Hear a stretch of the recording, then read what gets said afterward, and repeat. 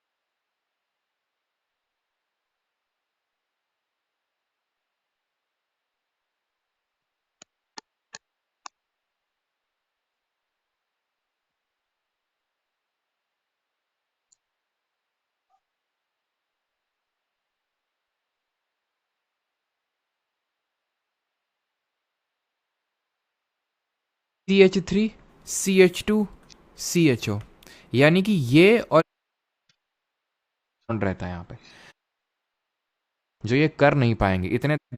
तो oceanic crust होता है और एक होता है हमारा कॉन्टिनेंटल मेंटेनोलॉजी। कोई एग्ज़ाम लगा हुआ है क्या जिसमें कि मतलब अगर ऐसा हो तो मैं इसलिए पूछ रहा हूँ कि फिर मैं जल्दी करवा दूँ थोड़ा प्रायोरिटी देके।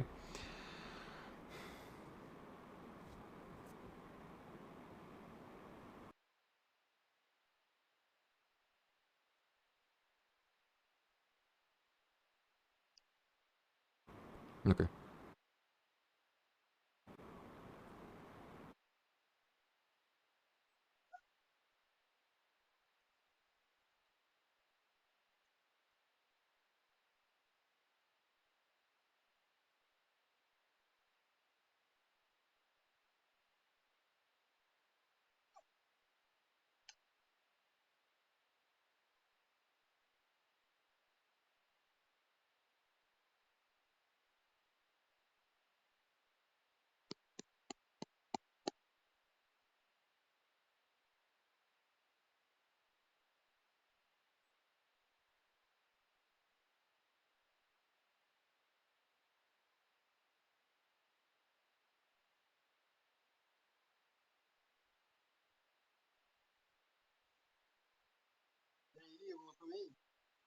হটস্পটটা ছাড়িয়ে তোর মোবাইলে হটস্পটটা ছাড়িয়ে তোর মোবাইলে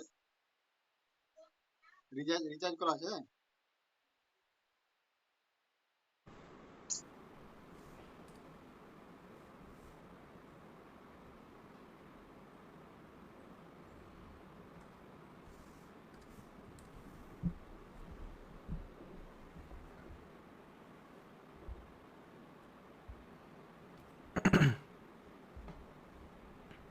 so hello everyone, and good evening सभी को। उम्मीद करता हूँ मेरी वॉइस प्रॉपर आ रही होगी सभी तक। तो ये हम लोग का आज रहने वाला है second last lecture of chemistry, जिसमें कि हम लोग देखने वाले हैं कार्बन एंड इट्स कंपाउंड्स, यानी कि कार्बन और उसके यौगिक। एक बार सभी लोग कंफर्म करेंगे कि सारी चीज़ें प्रॉपर हैं, तो फिर हम लोग स्टार्ट करते हैं।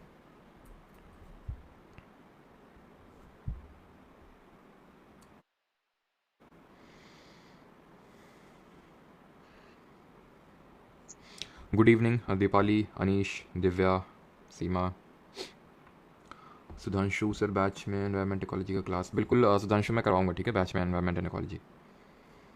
कोई एग्ज़ाम लगा हुआ है क्या, जिसमें कि मतलब अगर ऐसा हो तो मैं इसलिए पूछ रहा हूँ कि फिर मैं जल्दी करवा दूँ, थोड़ा प्रायोरिटी देके।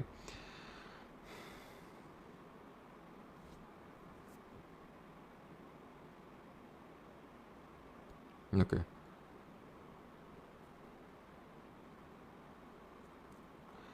प्रज्ञदीप सोलंकी, नहीं, टोटल 30 एलिमेंट्स ही होते हैं, ठीक है। आपके लैंथेनाइट्स में टोटल 15 एंड एक्टिनाइट्स में, हाँ, अगर आप लैंथेनियम और एक्टिनियम को नहीं इंक्लूड करते हैं देन वो हो जाएंगे आपके टोटल 28।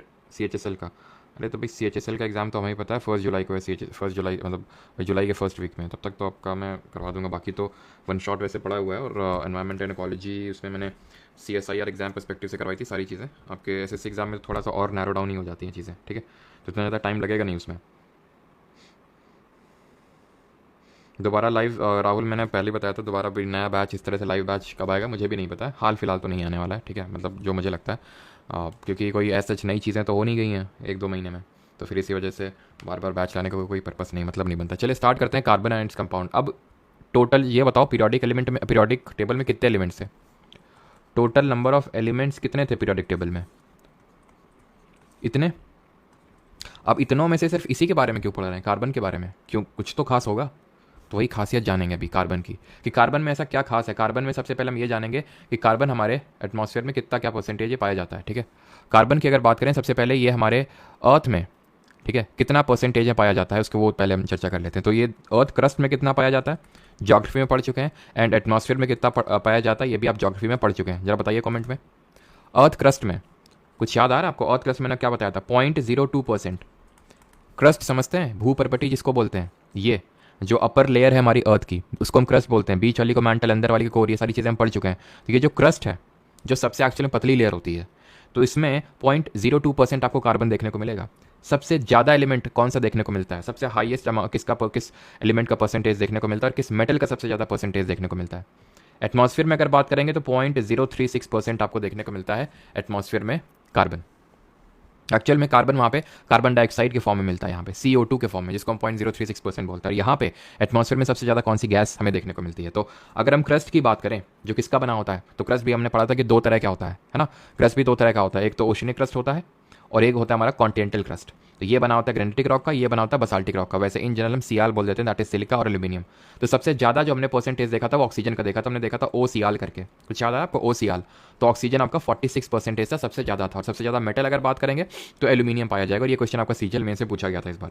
तो अर्थ इतना बहुत ही माइन्यूट लेवल पे आप देख पा रहे हो कितना, 0.02%, 0.036%। बट ये जो एलिमेंट है कार्बन, ये हमारे हर जगह मौजूद है। हर जगह से मेरा मतलब है हर जगह। आप टेबल ले लीजिए, आप चेयर ले लीजिए, आप कुछ भी ले लीजिए, आप ह्यूमंस यानी जो हम लोग हैं, हमारे अंदर भी हम खुद कार्बन के बने हुए हैं। तो बात यह आती है कि कार्बन इतना एक तरह का वर्सेटाइल एलिमेंट कैसे है। वर्सेटाइल इन द सेंस कि ये इतना ज़्यादा मतलब हर जगह कैसे मौजूद है। तो इसके पीछे के दो प्रमुख कारण हैं। उसमें से जो पहला कारण है, जो पहला रीज़न है, दैट इज़ कोवेलेंट बॉन्ड। अब ये कोवेलेंट बॉन्ड क्या होता है? कोवेलेंट बॉन्ड क्या होता है? जो आपका आबंधन सह संयोजी आबंध होता है, ये क्या होता है ये चीज़ आपका? तो अगर हम बात करें जो सह संयोजी यानी कि कोवेलेंट बॉन्ड होता है, हम देख चुके हैं कि ये तब बनता है जब शेयरिंग ऑफ इलेक्ट्रॉन्स होती है। शेयरिंग ऑफ इलेक्ट्रॉन्स होती है, इलेक्ट्रॉन्स शेयर होते हैं, ना कि ट्रांसफर। हमने ये देखा था कि जब ट्रांसफरिंग ऑफ इलेक्ट्रॉन्स होती है, जब ट्रांसफरिंग होती है, तो कौन सा बॉन्ड बनता है? इलेक्ट्रोवैलेंट बॉन्ड, या फिर इसी को ही हम बोलते हैं आयनिक बॉन्ड के नाम से जानते हैं। जब ट्रांसफरिंग ऑफ इलेक्ट्रॉन्स होती है, और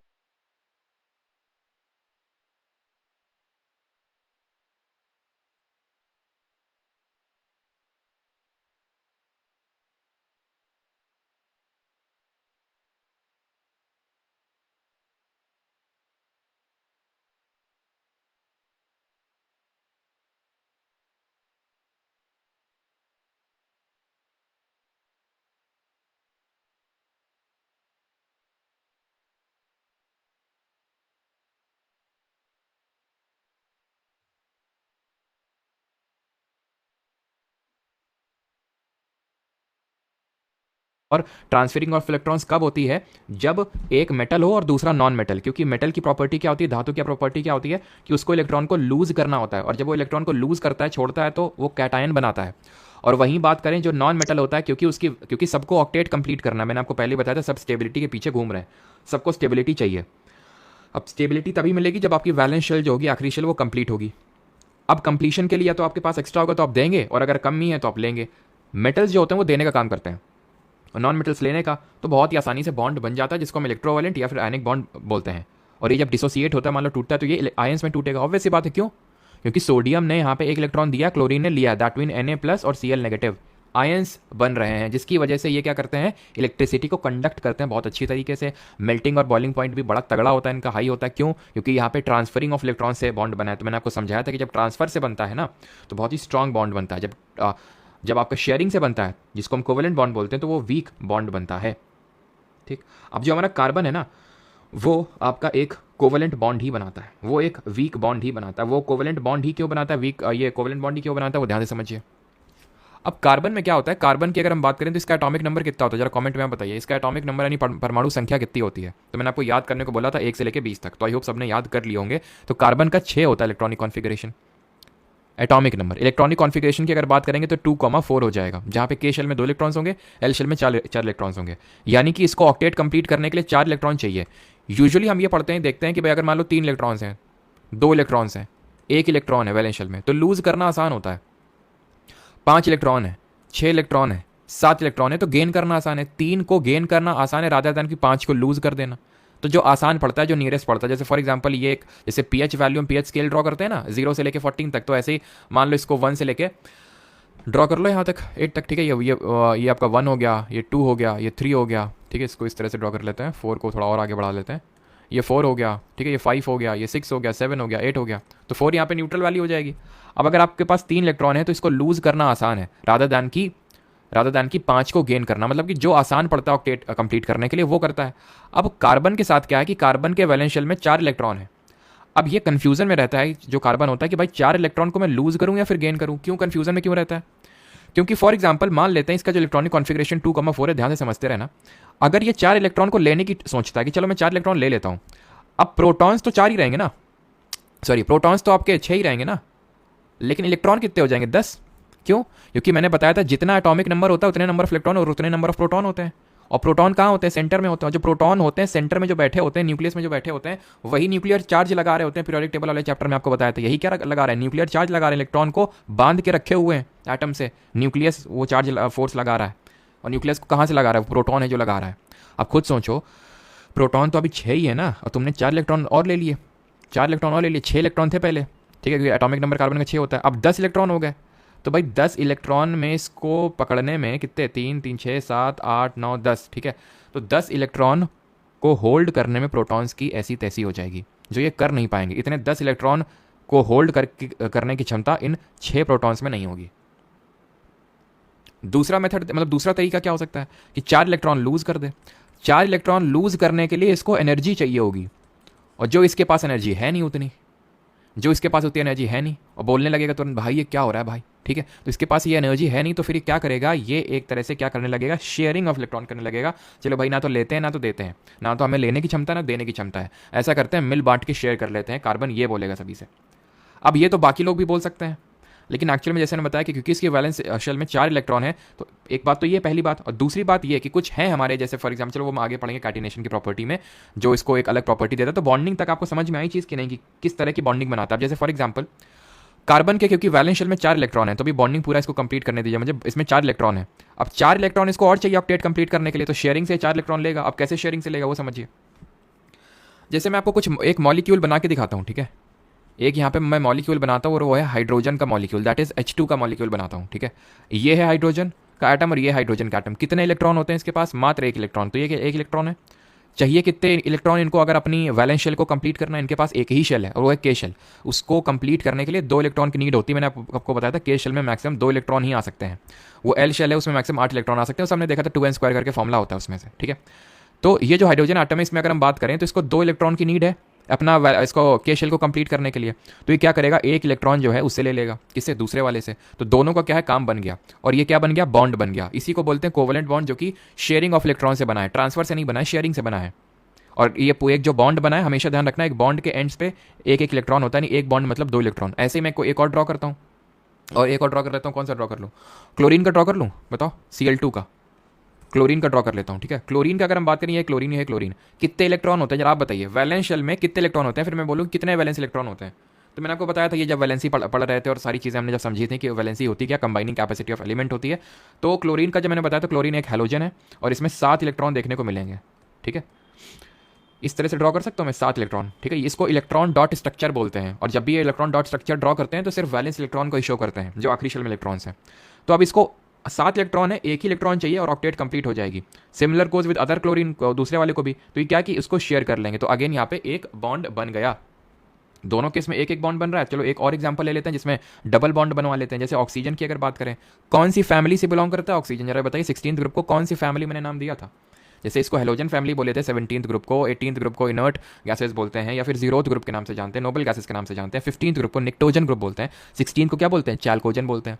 अब इसमें कितने,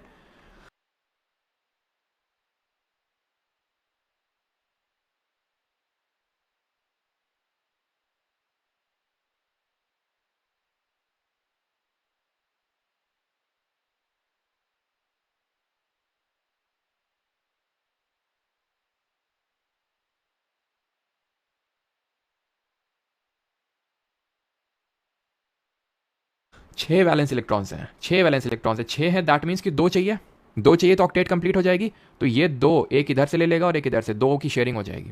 इसको दो चाहिए तो दो उठा लिए ये वाले, इसको भी तो दो चाहिए तो ये दो उठा लिए, डबल बॉन्ड बन जाएगा। ऐसे O2 का डबल बॉन्ड बन जाएगा। इस तरह से डबल बॉन्ड बन गया। यानी कि हर एक बॉन्ड पे मैंने बताया कि दो इलेक्ट्रॉन्स अटैच रहते हैं, तो यानी कि 4 इलेक्ट्रॉन की यहाँ पे शेयरिंग हो रही है। आई होप समझ गए होंगे अभी आप। तो यहाँ से मैं आपको कार्बन की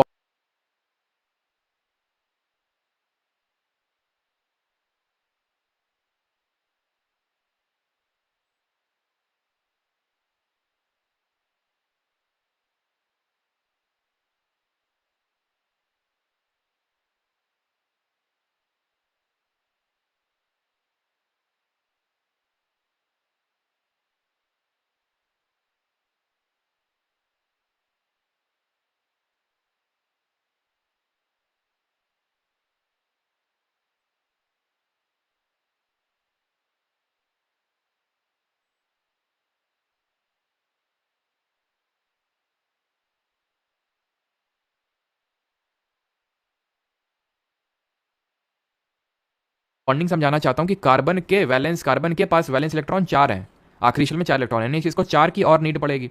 जैसे हम बोलते हैं, जैसे सबसे सबसे सिंपल अगर मैं हाइड्रोकार्बन लूँ, हाइड्रोकार्बन हम उनको बोलते हैं जिसमें हाइड्रोजन और कार्बन होता है किसी कंपाउंड में, तो उसको हाइड्रोकार्बन बोलते हैं।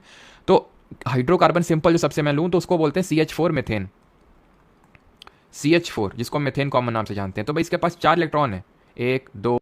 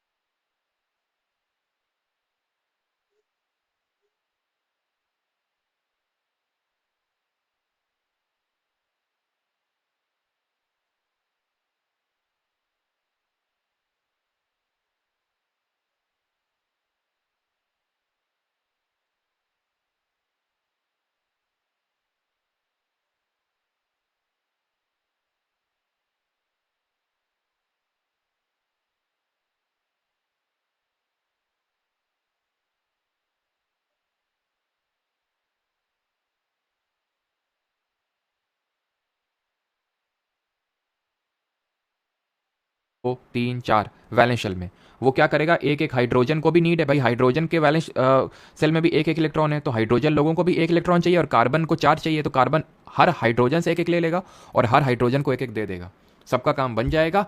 ठीक है, यानी कि यहाँ पे कोवेलेंट बॉन्ड बन जाएगा। अब क्योंकि यहाँ पे कोवेलेंट बॉन्ड बन रहा है, ये एक वीक बॉन्ड होता है और इसकी वजह से melting point and boiling point, जो melting point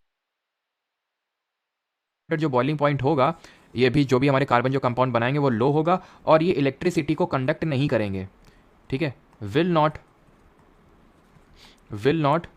conduct electricity,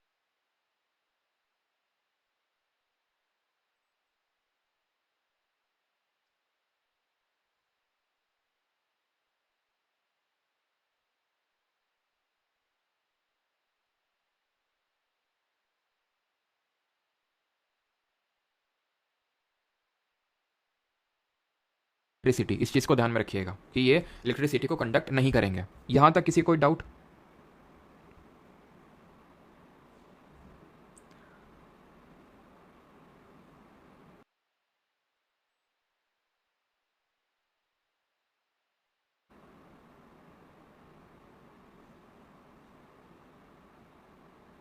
sir slide पर क्या सर अटक रही है, अटक रहा है क्या?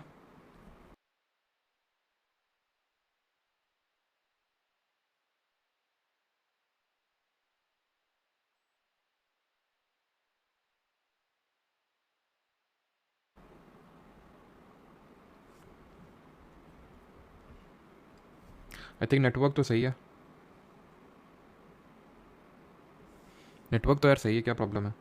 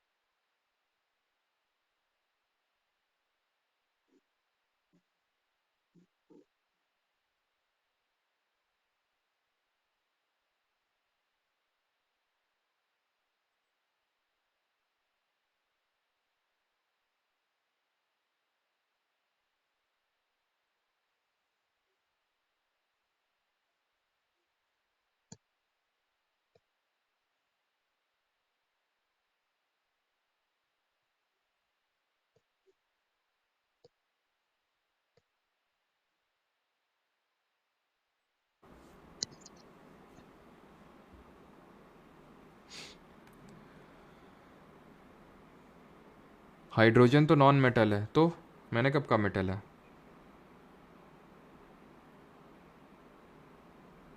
FRB current affairs when Saturday Sunday को करेंगे, सैटरडे को नवंबर को और संडे को दिसंबर का।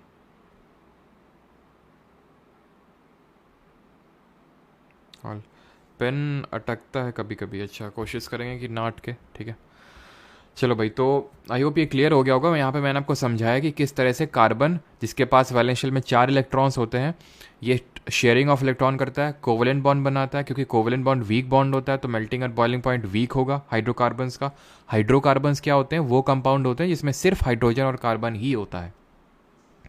ये इलेक्ट्रिसिटी को कंडक्ट नहीं करते हैं बिकॉज इलेक्ट्रोवेलेंट कंपाउंड यूजुअली करते हैं, बिकॉज उनमें आयंस बनते हैं, इनमें कोई आयंस का फॉर्मेशन नहीं होता है।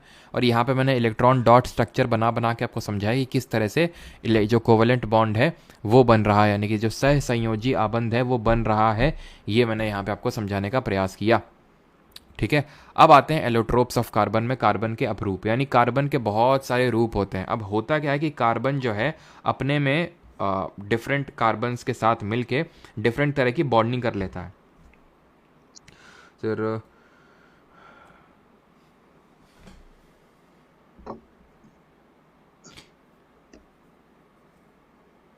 चलो ठीक है, हाँ।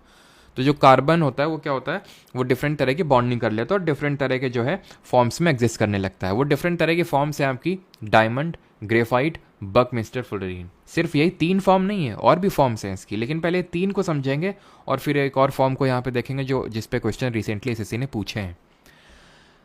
तो हिंदी में कार्बन के अपरूप, एलोट्रोप को अपरूप बोलते हैं। अपरूप मतलब बहुत सारे रूप, अनेक रूप, डिफरेंट तरह से जो एग्जिस्ट करता है या फिर डिफरेंट फॉर्म्स में जो एग्जिस्ट करता है उसको हम बोलते हैं एलोट्रोप्स।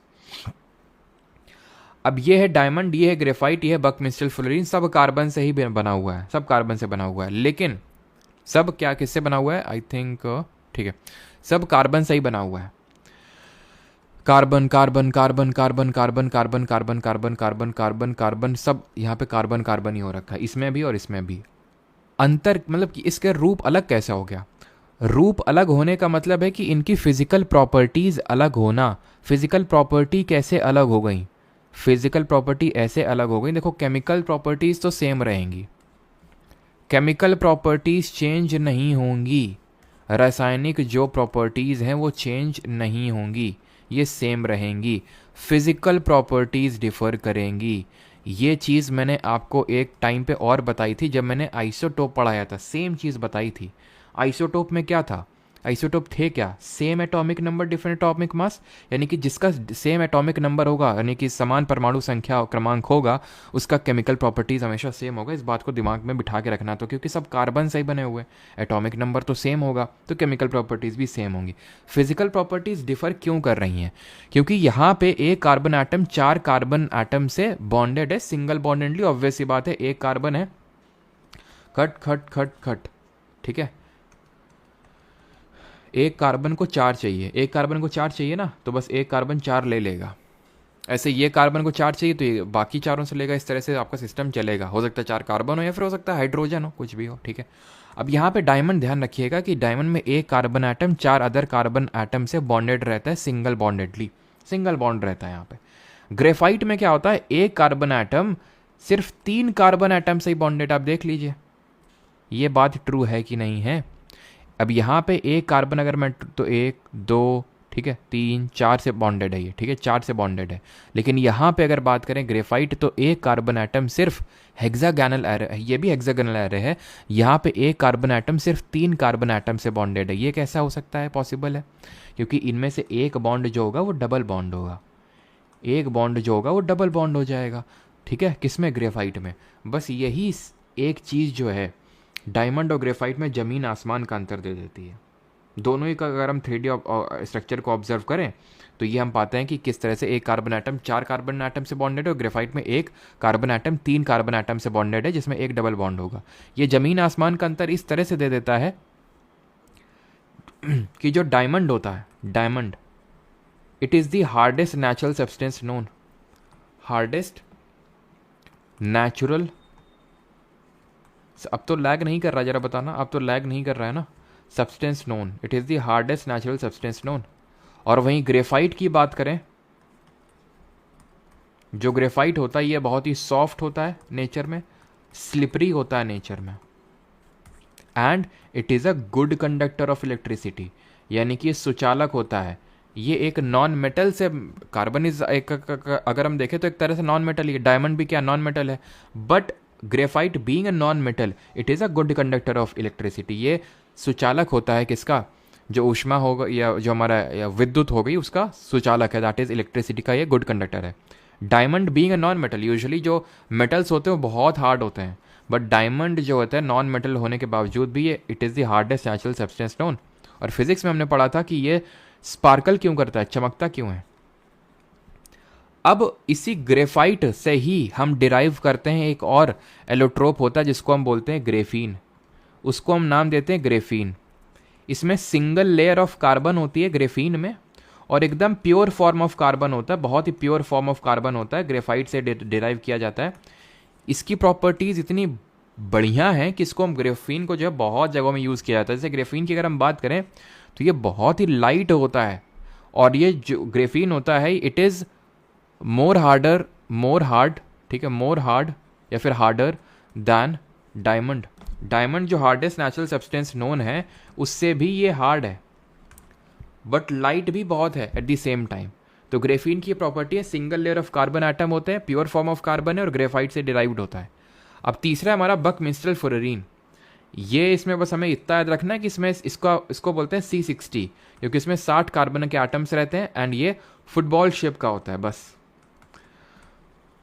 तो आपसे पूछ सकता है कि कौन सा एलोट्रोप है कार्बन का जो फुटबॉल शेप का होता है, तो इट इज बकमिंस्टल फुलरीन। एलोट्रोप वाली बात समझ आई सभी को? और कोई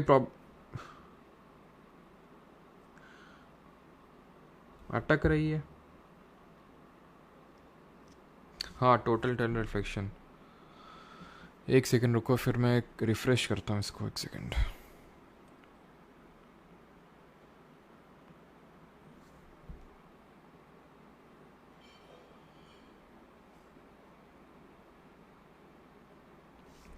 पेन अटक रहा है, कुछ लोग बोल रहे हैं।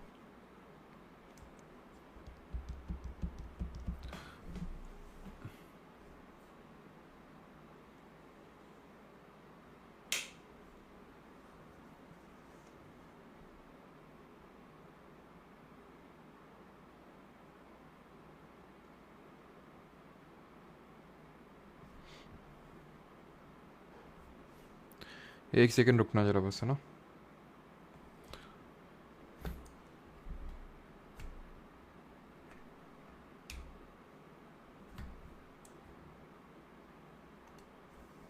आई थिंक अभी लैग नहीं करेगा। सर ये टॉपिक इतना बड़ा है, इतना बड़ा है, देख पा रहे हो? इतना सा बस दिखा, ये नहीं दिखा?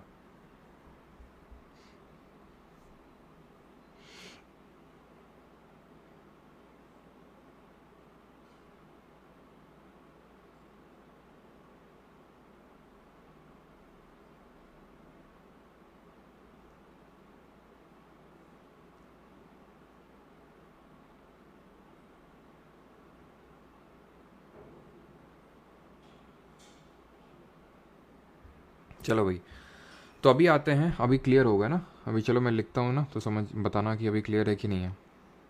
तो अभी हम देखने वाले हैं वर्सेटाइल नेचर ऑफ कार्बन। तो कार्बन इतना वर्सेटाइल क्यों है? वर्सेटाइल अभी मैंने बताया था कि भाई कहीं मतलब कि इसके हर जगह कार्बन के आपको देखने को मिलेगा कंपाउंड्स, हर जगह, जैसे मैंने बताया, चाहे हम ह्यूमंस तक कार्बन के बने हुए हैं। तो इतना वर्सेटाइल नेचर क्यों है? क्योंकि वर्सेटाइल है तभी तो इसके बारे में हम अलग से पढ़ रहे हैं इस चैप्टर को, पूरा कार्बन एलिमेंट को। तो वर्सेटाइल नेचर इस ये दिखाता है, इसकी प्रॉपर्टी होते हैं, that is property of catenation. Catenation वो प्रॉपर्टी है जहां पे कार्बन खुद के साथ लंबी लंबी चेन्स बना लेता है। इस तरह से क्या है, खुद के साथ ही बॉन्डिंग करके लंबी चेन्स बना लेता है। ये प्रॉपर्टी इसको आती कहाँ से? और ना सिर्फ इस तरह से लंबी, ऐसा नहीं कि मतलब ऐसे चेन्स बना लेगा, ये ब्रांच्ड चेन्स ही बना लेता है। ब्रांच्ड मतलब इस तरह से, ठीक है, मतलब ब्रांचिंग भी कर लेता है, ब्रांचिंग की भी इसमें प्रॉपर्टी होती है, ठीक है। तो पहली बात तो ये ध्यान रखना कि ये जो कैटिनेशन की प्रॉपर्टी है, ये कार्बन को एक बहुत ही वर्सेटिलिटी देती है, जो सबके पास ये प्रॉपर्टी नहीं होती है। क्योंकि कुछ हैं हमारे जैसे सिलिकॉन जैसे, क्या है, सिलिकॉन जैसे एलिमेंट क्या करते हैं, कोशिश करते हैं वर्सेटिलिटी दिखाने की कि भी हम भी लॉन्ग चेन्स बनाएं, लेकिन एक पॉइंट के बाद आने के बाद ये अनस्टेबल हो जाते हैं, रिएक्टिव बन जाते हैं। जो ज़्यादा रिएक्टिव होगा वो उतना ही कम स्टेबल होगा, यानी अनस्टेबल होगा वो। तो ये क्या है कि बहुत ही जल्दी टूट जाते हैं, जो कि ये कार्बन टूटता नहीं है। क्यों? क्योंकि कार्बन के साथ एक खासियत ये है कि कार्बन रिलेटिवली स्मॉल है। अब क्योंकि रिलेटिवली स्मॉल है, तो जितना स्मॉल होता है तो उसमें ये थोड़ी सी प्रॉपर्टी या फिर उसको एक एडवांटेज मिल जाता है कि क्योंकि वो न्यूक्लियस जो उसके वैलेंस इलेक्ट्रॉन होंगे जो शेयरिंग करके, क्योंकि जो भी अभी मैंने बताया था कार्बन एटम क्या कराता है, कार्बन के जो भी कंपाउंड होते हैं वो कोवलेंट कंपाउंड होते हैं, क्योंकि शेयरिंग ऑफ इलेक्ट्रॉन से वो कंपाउंड बनते हैं, तो वो कोवलेंट बॉन्ड बनता है। अब जो शेयर्ड पेयर्ड ऑफ इलेक्ट्रॉन्स होते हैं वो वैलेंस शेल में होते हैं, वैलेंस शेल में पड़े होते हैं। तो जो शेयर्ड पेयर ऑफ इलेक्ट्रॉन्स है जो वैलेंस शेल में पड़े हुए हैं, वो न्यूक्लियस के ज़्यादा पास होंगे तो इतनी जल्दी से भागेंगे नहीं। दैट मीन कि जो कंपाउंड बनेगा वो स्टेबल होगा।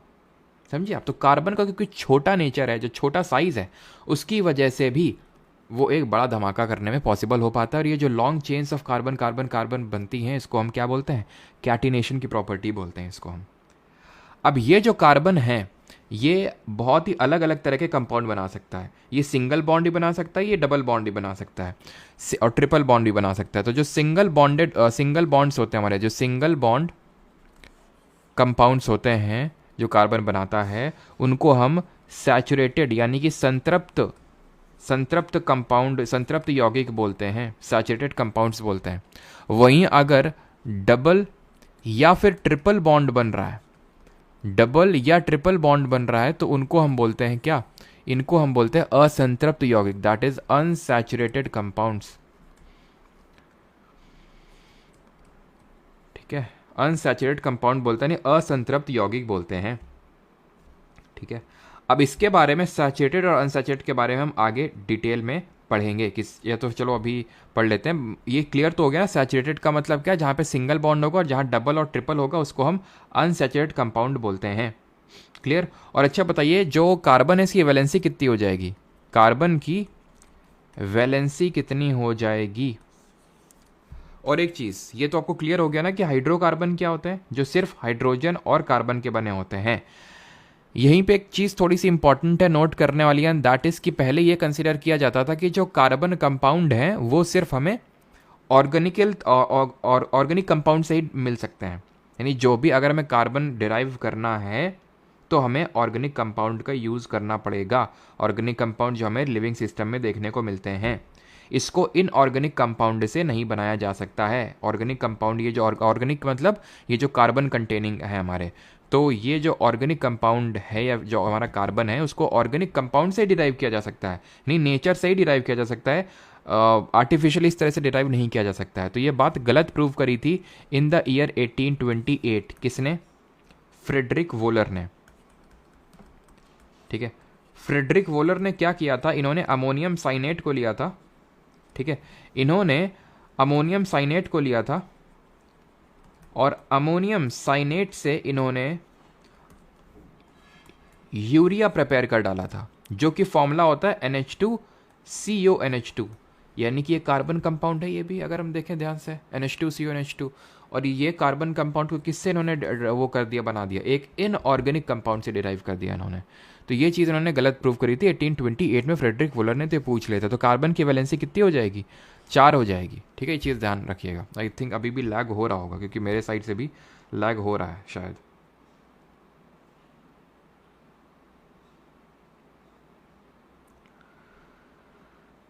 अभी तुम लोग कल वाली चीज़ से बाहर निकल नहीं पाए लगता है ना सदमे में है काफ़ी लोग अभी भी।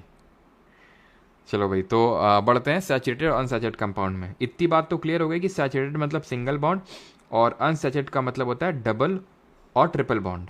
ठीक, अब मैं आपको बताता हूँ कि ये कहाँ पे इम्पॉर्टेंट रोल प्ले करता है आपका और कैसे ये बॉन्ड बनते हैं। ठीक है सर,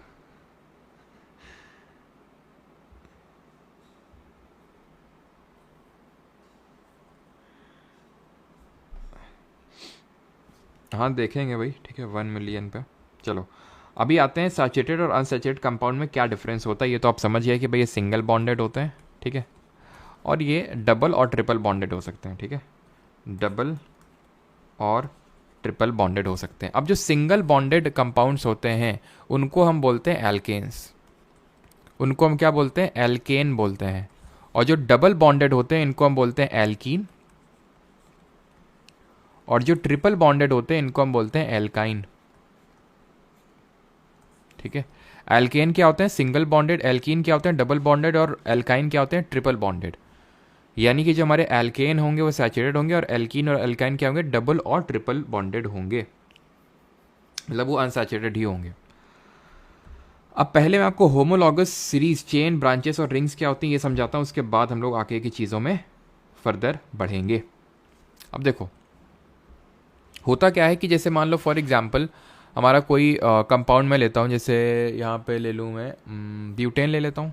ठीक है, ब्यूटेन ले लें। ब्यूटेन का मतलब, अब ब्यूटेन क्या होता है पहले तो ये समझ लेते हैं, ये नेमिंग कैसे होती है, कंपाउंड की नेमिंग कैसे होती है। ध्यान रखिएगा सबसे पहले तो कि हम प्रीफिक्स, किस प्रीफिक्स का यूज़ करते हैं वो समझ लीजिए, किस प्रीफिक्स का यूज़ करते हैं वो समझ लीजिए। जैसे कि अगर हम बोलते हैं मेथेन, एथेन, प्रोपेन, ब्यूटेन, ठीक है, तो ये हम किस बेसिस पे बोलते हैं, तो ये हम बोलते हैं नंबर ऑफ कार्बन एटम्स के बेसिस पे। अगर एक कार्बन एटम है तो उसमें जो हम प्रीफिक्स यूज़ करेंगे वो मिथ का यूज़ करेंगे। 2 कार्बन एटम है तो हम इथ का यूज़ करेंगे। अगर 3 कार्बन एटम है तो हम प्रॉप का यूज़ करेंगे। 4 कार्बन एटम है तो हम ब्यूट का यूज़ करेंगे। 5 कार्बन एटम है तो हम पेंट का यूज़ करेंगे। 6 कार्बन एटम है तो हम हेक्सा का यूज़ करेंगे। 7 कार्बन एटम है तो हेप्टा का यूज़ करेंगे। 8 हैं तो ऑक्टा, 9 है तो नौना, और 10 है तो डेका।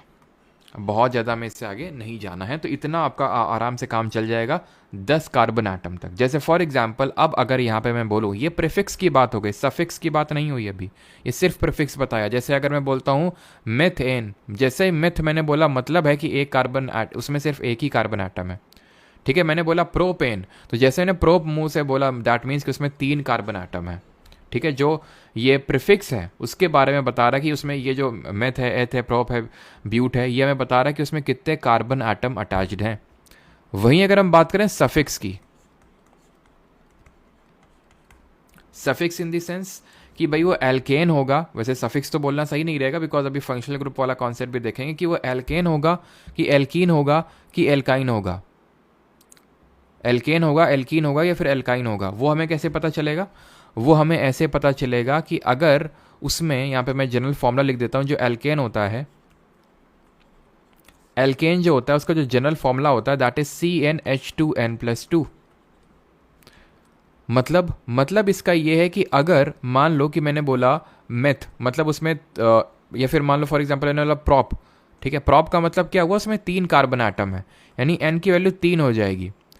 अब ये जो प्रॉप है, अब ये एल्केन होगा, एल्कीन होगा, एल्काइन होगा, वो किस बेसिस पे डिपेंड करेगा? अब अगर कार्बन एटम 3 है तो अगर मैं इसमें रखूंगा तो 3 दूनी 6 2 8, यानी कि C3H8 अगर बन गया तो ये हो जाएगा प्रोपेन। एल्कीन का जो जनरल फॉर्मूला होता है, एल्कीन क्या होता है? जिनमें कि डबल बॉन्ड होता है, और इनका जो जनरल फॉर्मूला होता है वो CnH2n होता है। तो अगेन अब अगर यहाँ पे मैं 3 को सब्सटीट्यूट करूँ तो C3H6 हो जाएगा, दैट मीन्स ये हो जाएगा आपका प्रोपीन। और एल्काइन का जो जनरल फॉर्मूला होता है आपका एल्काइन, जिसमें कि ट्रिपल बॉन्ड होते हैं, जनरल फॉर्मूला का यूज़ होता है हमें पहचानने के लिए कि भाई ये क्या है, एल्केन है, एल्कीन है, फिर एल्काइन है। तो यहाँ पे इसका फॉर्मूला क्या हो जाएगा? प्रोपाइन का ही। यहाँ पे रख दीजिए 3, तो 3 2 6 -2 4, C3H4, ये हो जाएगा हमारा प्रोपाइन। प्रोपेन, प्रोपीन, प्रोपाइन, यानी है तो प्रॉप, ये है तो 3 कार्बन आइटम ही, लेकिन उससे मैंने एल्केन भी बना दिया, उससे मैंने एल्कीन भी बना दिया, उससे मैंने एल्काइन भी बना दिया। मुझे उसके लिए बस जनरल फॉर्मूला पता होने की जरूरत थी। अब यहां पे मैं एक मान लेते हैं, चलो ब्यूटेन को ले लेते हैं, ठीक है। यहां पे मैं एक कंपाउंड ले लेता हूं, एक हाइड्रोकार्बन ले लेता हूं, दैट इज ब्यूटेन। ब्यूटेन में कितने कार्बन आइटम होते हैं? 4, 1 2 3 4, इस तरह से मैंने ब्यूटेन, अगर ब्यूटेन की बात कर रहा हूँ, ब्यूटेन सिंपल ब्यूटेन का मतलब होगा कि उसमें 4 कार्बन आइटम है, वो एल्केन है। एल्केन है, उसमें कितने हाइड्रोजन होंगे? 4 कार्बन है तो हाइड्रोजन कितने होंगे? 4 दूनी 8 2 10, यानी कि 10 हाइड्रोजन होंगे। 3 इधर पे हो गए, 3 इधर, 6 7 8 9 10 हो गए, ठीक है। तो मैंने इस तरह से ड्रॉ कर दिया इसको, सारे एंड्स पे हाइड्रोजन अटैच कर दिया, सारे एंड पे मैंने क्या कर दिया? हाइड्रोजन को अटैच कर दिया। इसी पर्टिकुलर स्ट्रक्चर को, ये जो मैंने कार्बन कार्बन जो ड्रॉ किया था, इसी को मैं इस तरह से भी ड्रॉ कर सकता हूँ, इस तरह से भी। ये क्या हुआ कि ये ब्रांचिंग कर दी मैंने, है तो सेम ही कंपाउंड ना, मैंने कोई फॉर्मूला तो चेंज नहीं किया। तो ऐसे पर्टिकुलर कंपाउंड्स जिनका मॉलिक्यूलर फॉर्मूला तो सेम होता है, जिनका की मॉलिक्यूलर फॉर्मूला तो सेम होता है बट स्ट्रक्चर डिफरेंट होता है, जो उनकी संरचना होती है वो अलग होती है, ऐसे कंपाउंड्स को हम बोलते हैं स्ट्रक्चरल आइसोमर्स। क्या बोलते हैं इनको? हम आइसोमर का नाम देते हैं, स्ट्रक्चरल आइसोमर। जो कंपाउंड तो सेम है, फॉर्मूला सेम है, फॉर्मूला सेम है, लेकिन स्ट्रक्चर डिफरेंट है, संरचना उनकी अलग अलग है, तो उनको हम बोलते हैं आइसोमर्स। क्लियर इतनी चीज? यहां तक किसी को कोई डाउट? अब आते हैं हम होमोलॉगस सीरीज में। अब इससे पहले कि होमोलॉगस सीरीज में आगे बढ़े, पहले ये बताइए कि यहां तक किसी को कोई डाउट तो नहीं है?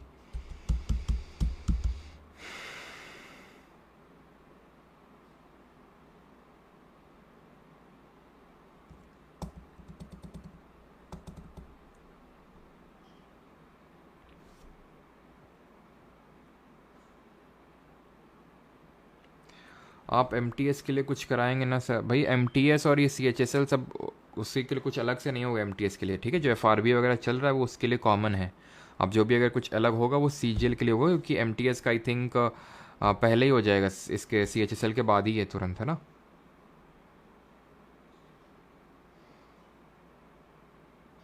अब स्कूल में पढ़ा हुआ सब याद आ रहा है। हाँ, वो पुरानी बातें है ना। और भी तो कुछ याद नहीं आ रहा स्कूल में? हम्म? चलो, केमिस्ट्री के बहाने अपने स्कूल मोमेंट्स को रिलीव कर लिया। अभी होमोलॉगस सीरीज़ क्या होती है? तो होमोलॉगस सीरीज़ पढ़ाने से पहले मैं आपको एक हीट्रो एटम का कॉन्सेप्ट बताना चाहता हूँ। देखो, नॉमेनक्लेचर तुमने खैर पहले ही पढ़ लिया। ये हीट्रो एटम क्या होता है? What is this hetero atom? Carbon क्या है कि हाइड्रोजन के साथ बॉन्डिंग कर करके थक चुका है। अब उसको थोड़ा सा फ्लेवर में चेंज चाहिए, क्योंकि वो अभी हाइड्रोजन से बॉन्डिंग कर रहा था, अभी हम देख रहे थे, उनको हम हाइड्रोकार्बन बोल रहे थे।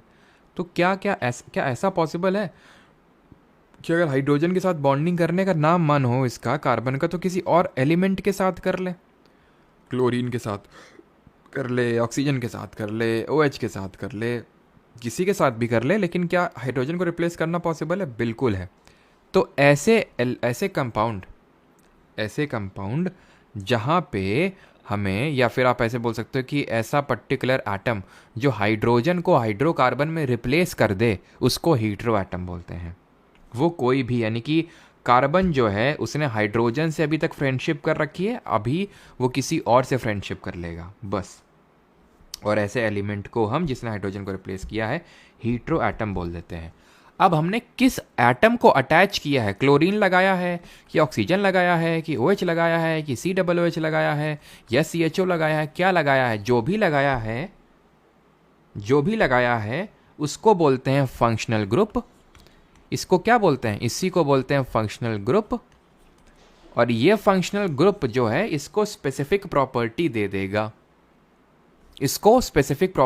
देगा,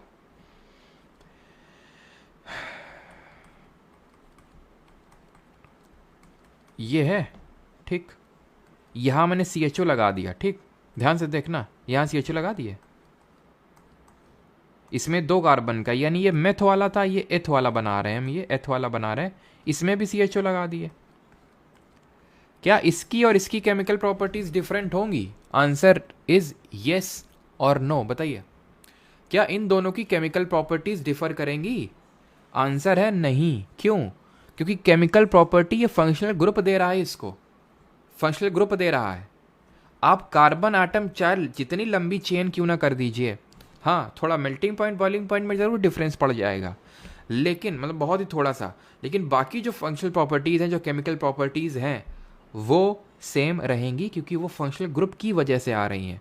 अब यही अगर यहाँ पे छोड़ो, इसको छोड़ो, यहाँ ये बिल्कुल ये था एकदम डिट्टो, यही मैं छाप देता हूँ CH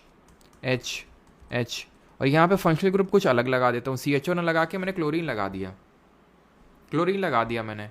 क्या हुआ? फंक्शनल ग्रुप डिफर हो गया, केमिकल प्रॉपर्टीज डिफर कर जाएंगी। ठीक है, एक सेकेंड, ठीक है, केमिकल प्रॉपर्टीज डिफर कर जाएंगी। अब ये होमोलॉगस सीरीज क्या होती हैं? होमोलॉगस सीरीज ये होती हैं, जैसे बिल्कुल अभी ये क्या किया था मैंने, ये CH3 था, ध्यान से देखना, यहाँ पे CH3 CHO लगा दिया था, ठीक है। फिर मैंने क्या किया, मैंने बोला कि नहीं, अब इस बार क्या करते हैं, 2 कार्बन का लेते हैं, तो यहाँ हाइड्रोजन, ठीक है, यहाँ हाइड्रोजन और यहाँ पे हाइड्रोजन, यहाँ पे हाइड्रोजन और यहाँ पे CHO। फॉर्मूला क्या होगा इसका फॉर्मूला है CH3CHO, और इसका फॉर्मूला क्या है? CH3CH2CHO। यानी कि ये और ये में क्या डिफरेंस है? इसमें सिर्फ CH2 का डिफरेंस है, यानी कि वो एक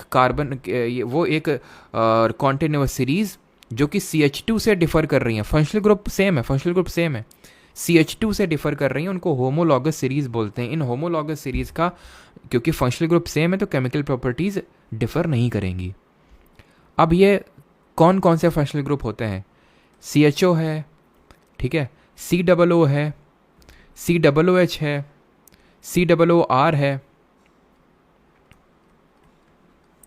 ठीक है, C डबल बॉन्ड O है, ये CHO है, ठीक है, ये क्या है, ये ROR है, ये आपका जो अमाइड छोड़ दो, इतना पहले ध्यान से समझना। यहाँ पे CHO O COR, या फिर चलो मैं यहाँ पे लिख देता हूँ अलग से, नॉमेनक्लेचर कैसे करते हैं, देन उसके बाद एरोमेटिक कंपाउंड्स पे आएंगे।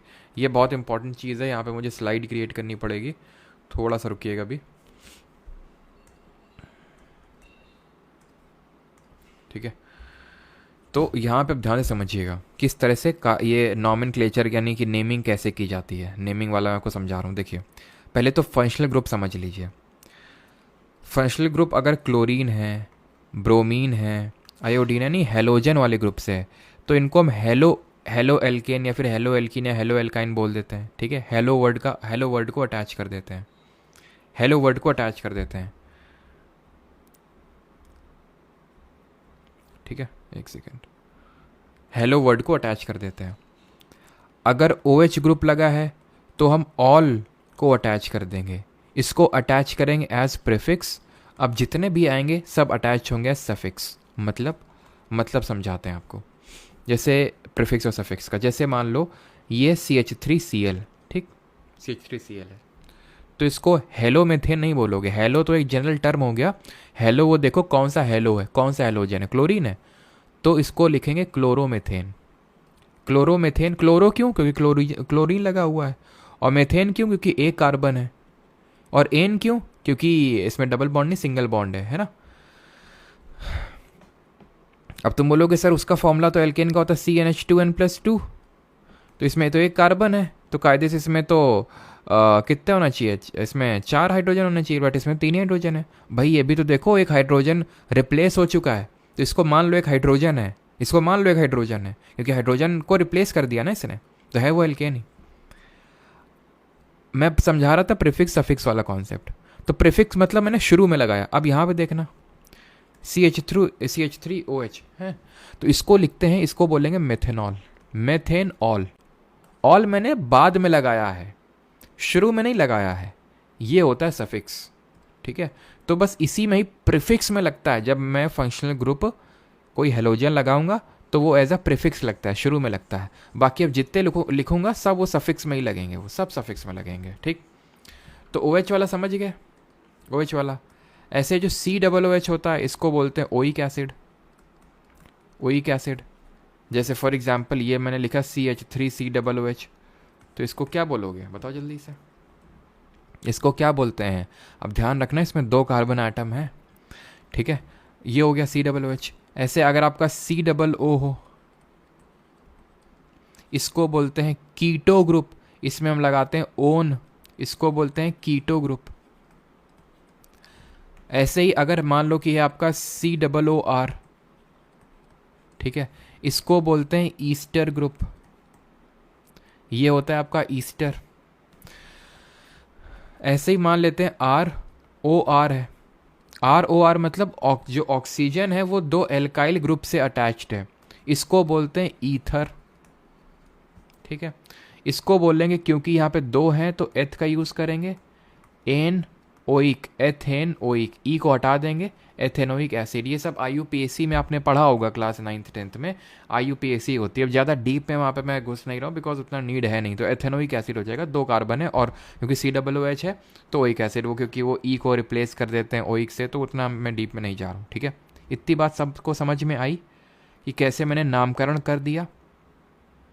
अगर समझ में आ गई हो तो जल्दी से बताओ, तब तक मैं एक और चीज़ मैं आपको कुछ यूजेस बता देता हूँ एल्केन, एल्कीन, एल्काइन के। जैसे एक एल्केन, एक एल्कीन और एक एल्काइन को लेके उनका यूज़ समझा देता हूँ मैं आपको। जब तक किसी का कोई डाउट होगा तो वो पूछ लेगा।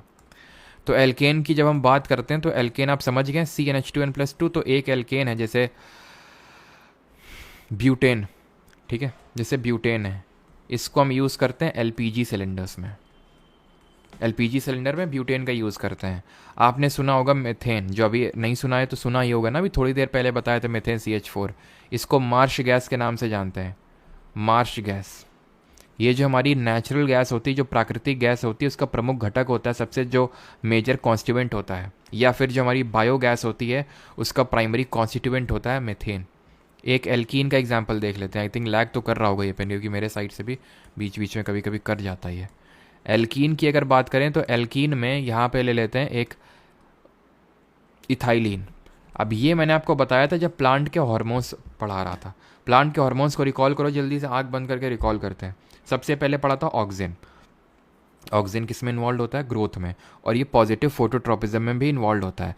लाइट से दूर भागता है, जिब्रेलिन क्या होता है? वो भी ग्रोथ हार्मोन होता है, वो जर्मिनेशन में और फ्लावरिंग में हेल्प करता है, ठीक है। साइटोकिनिन सेल डिवीजन में हेल्प करता है। एब्सिसिक एसिड किस में हेल्प करता है? वो स्ट्रेस हार्मोन होता है जो कि ग्रोथ को इनिबिट करता है।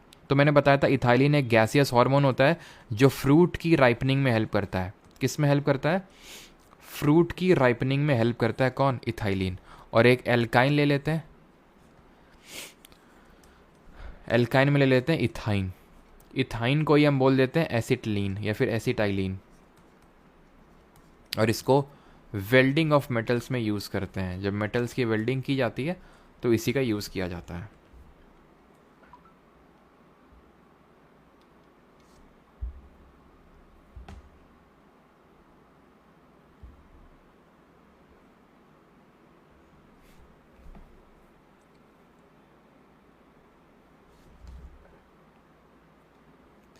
बिल्कुल सबका सही है, फ्रूट राइपनिंग में हेल्प करते हैं।